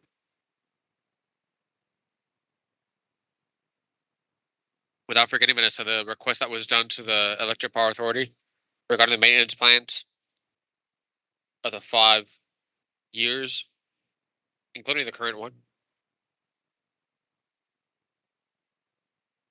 Yes, and also some matters that I had written down for the Electric Power Authority. They had been asked whether there was a clause in the New Fortress contract stating whether or not they could, in the case of not being able to supply natural gas, whether they cover the incremented costs for the use of diesel. They had also requested Superpa to submit in this case the motion filed on September 8th in the case ME 2021-0014. And in the case of Luma, according to the conversation that we had with Ms. Estrada, a correction in the behavior file of generation regarding the methodology of the deficiency calculation. Correct.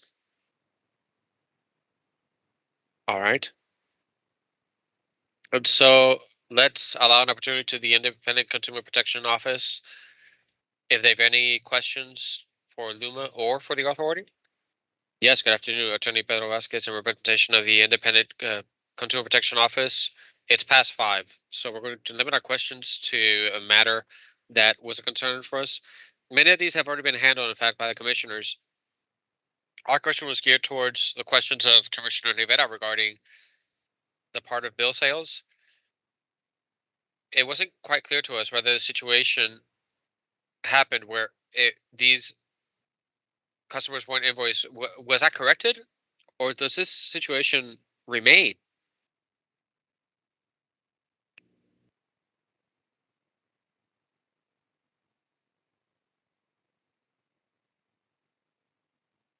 Aquí Ashley Ingram, regulatorio.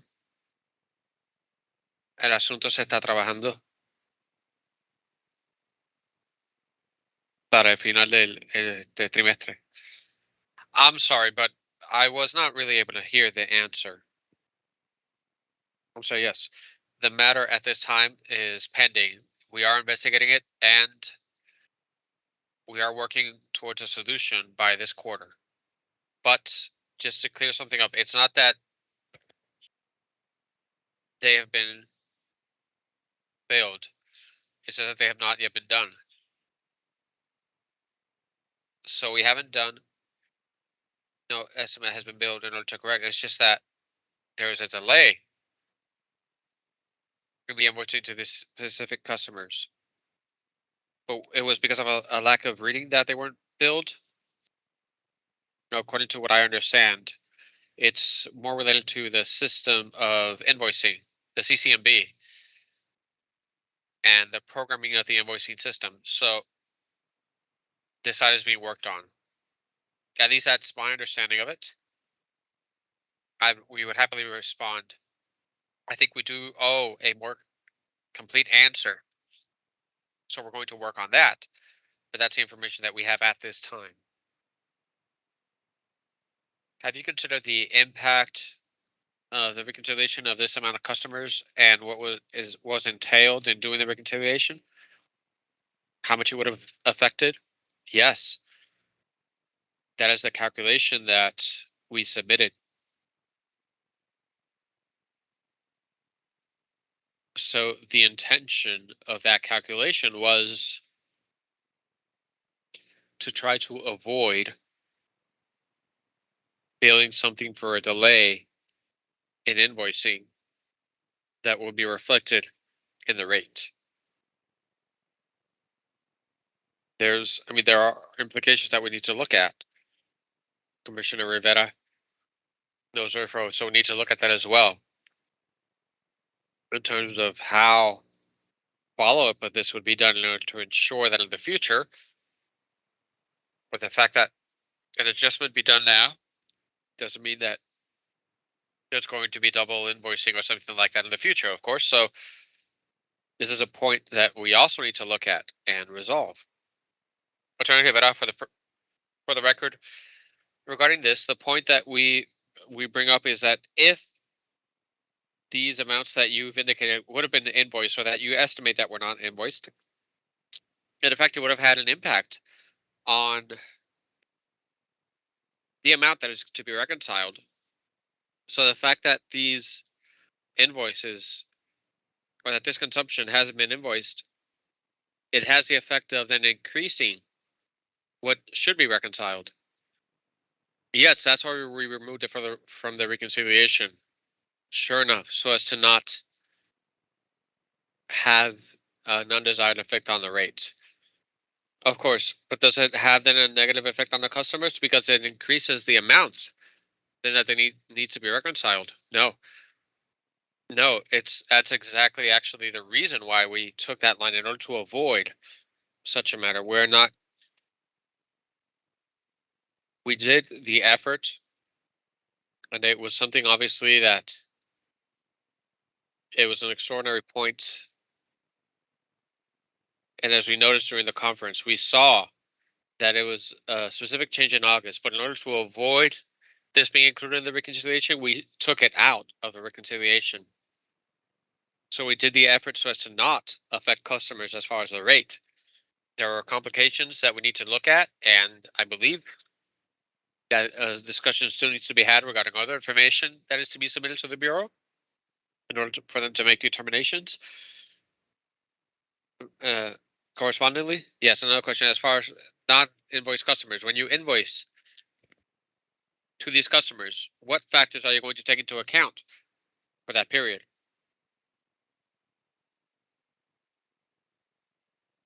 I'm not sure that I understand what you are referring to. I'm sorry, there are current factors that are running where no change is going to occur until October 1st.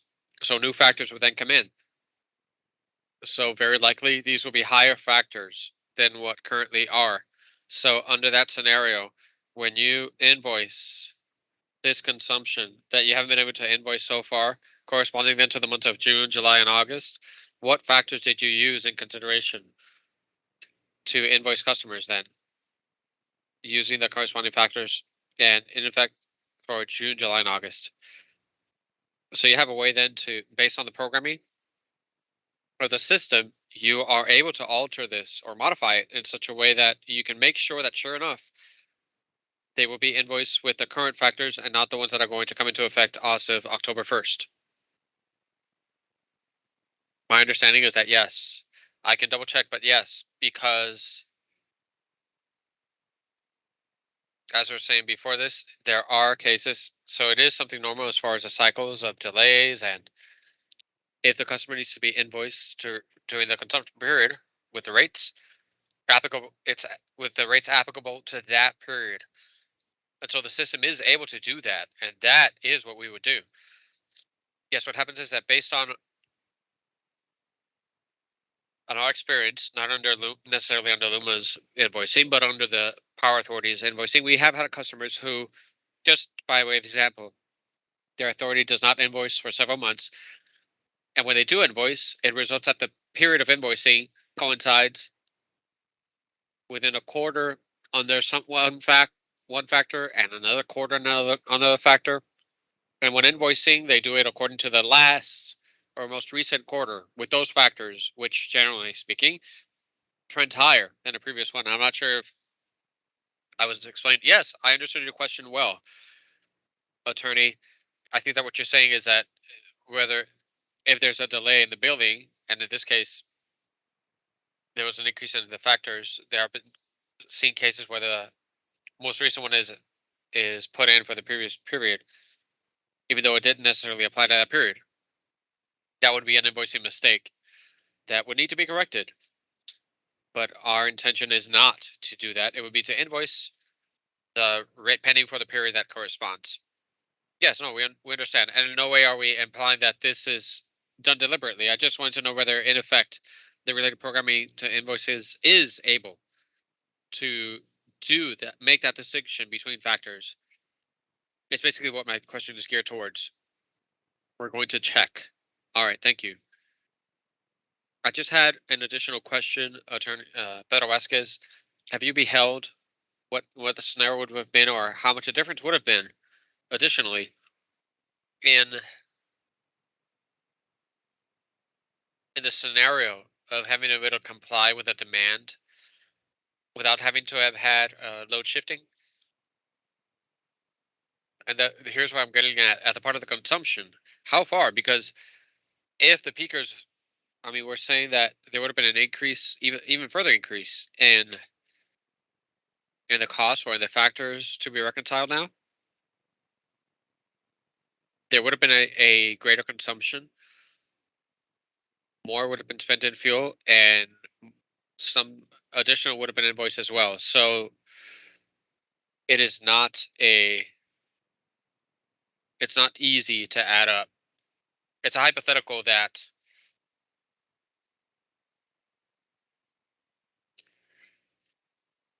it would depend on what plants, if they would have been used during that period, what plants would have been used in that period for that demand, and that it's quite hypothetical. My question is more along the lines of Commissioner Mateo's mentioned, where as we try to reduce that consumption, because in the measure that we could have supplied it, we are talking about without load shifting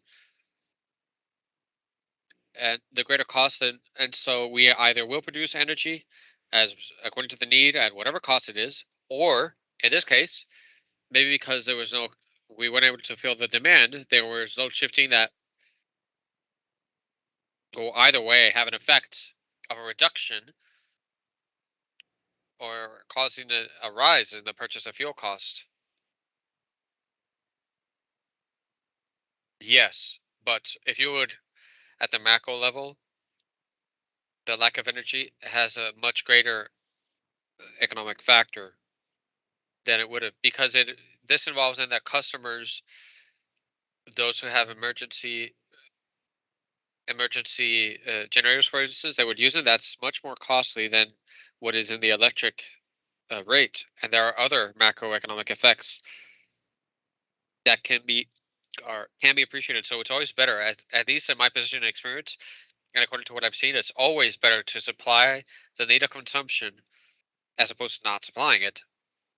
So the economic difference is quite large.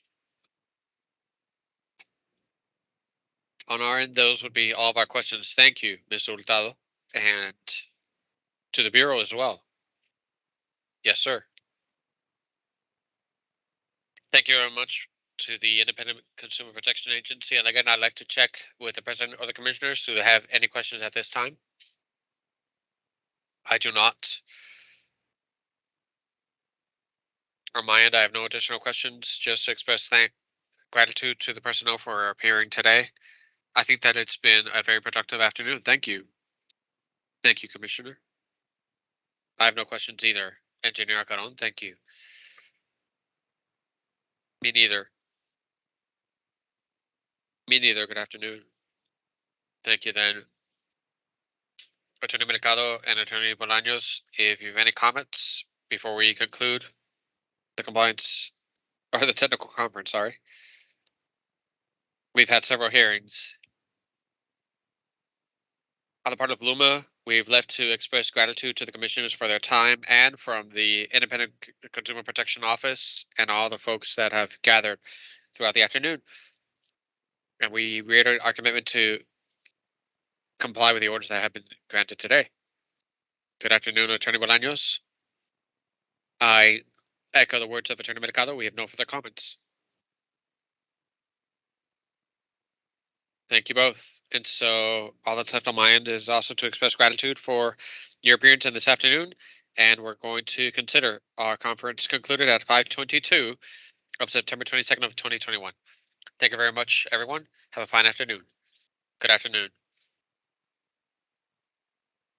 Good afternoon, everyone.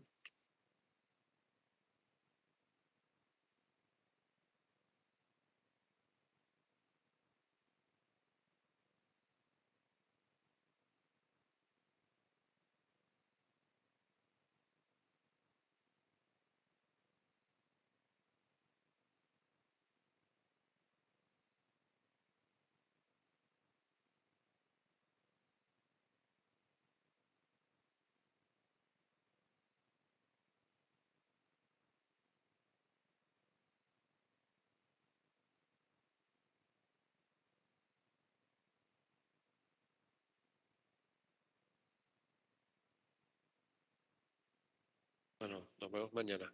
Nos escuchamos mañana.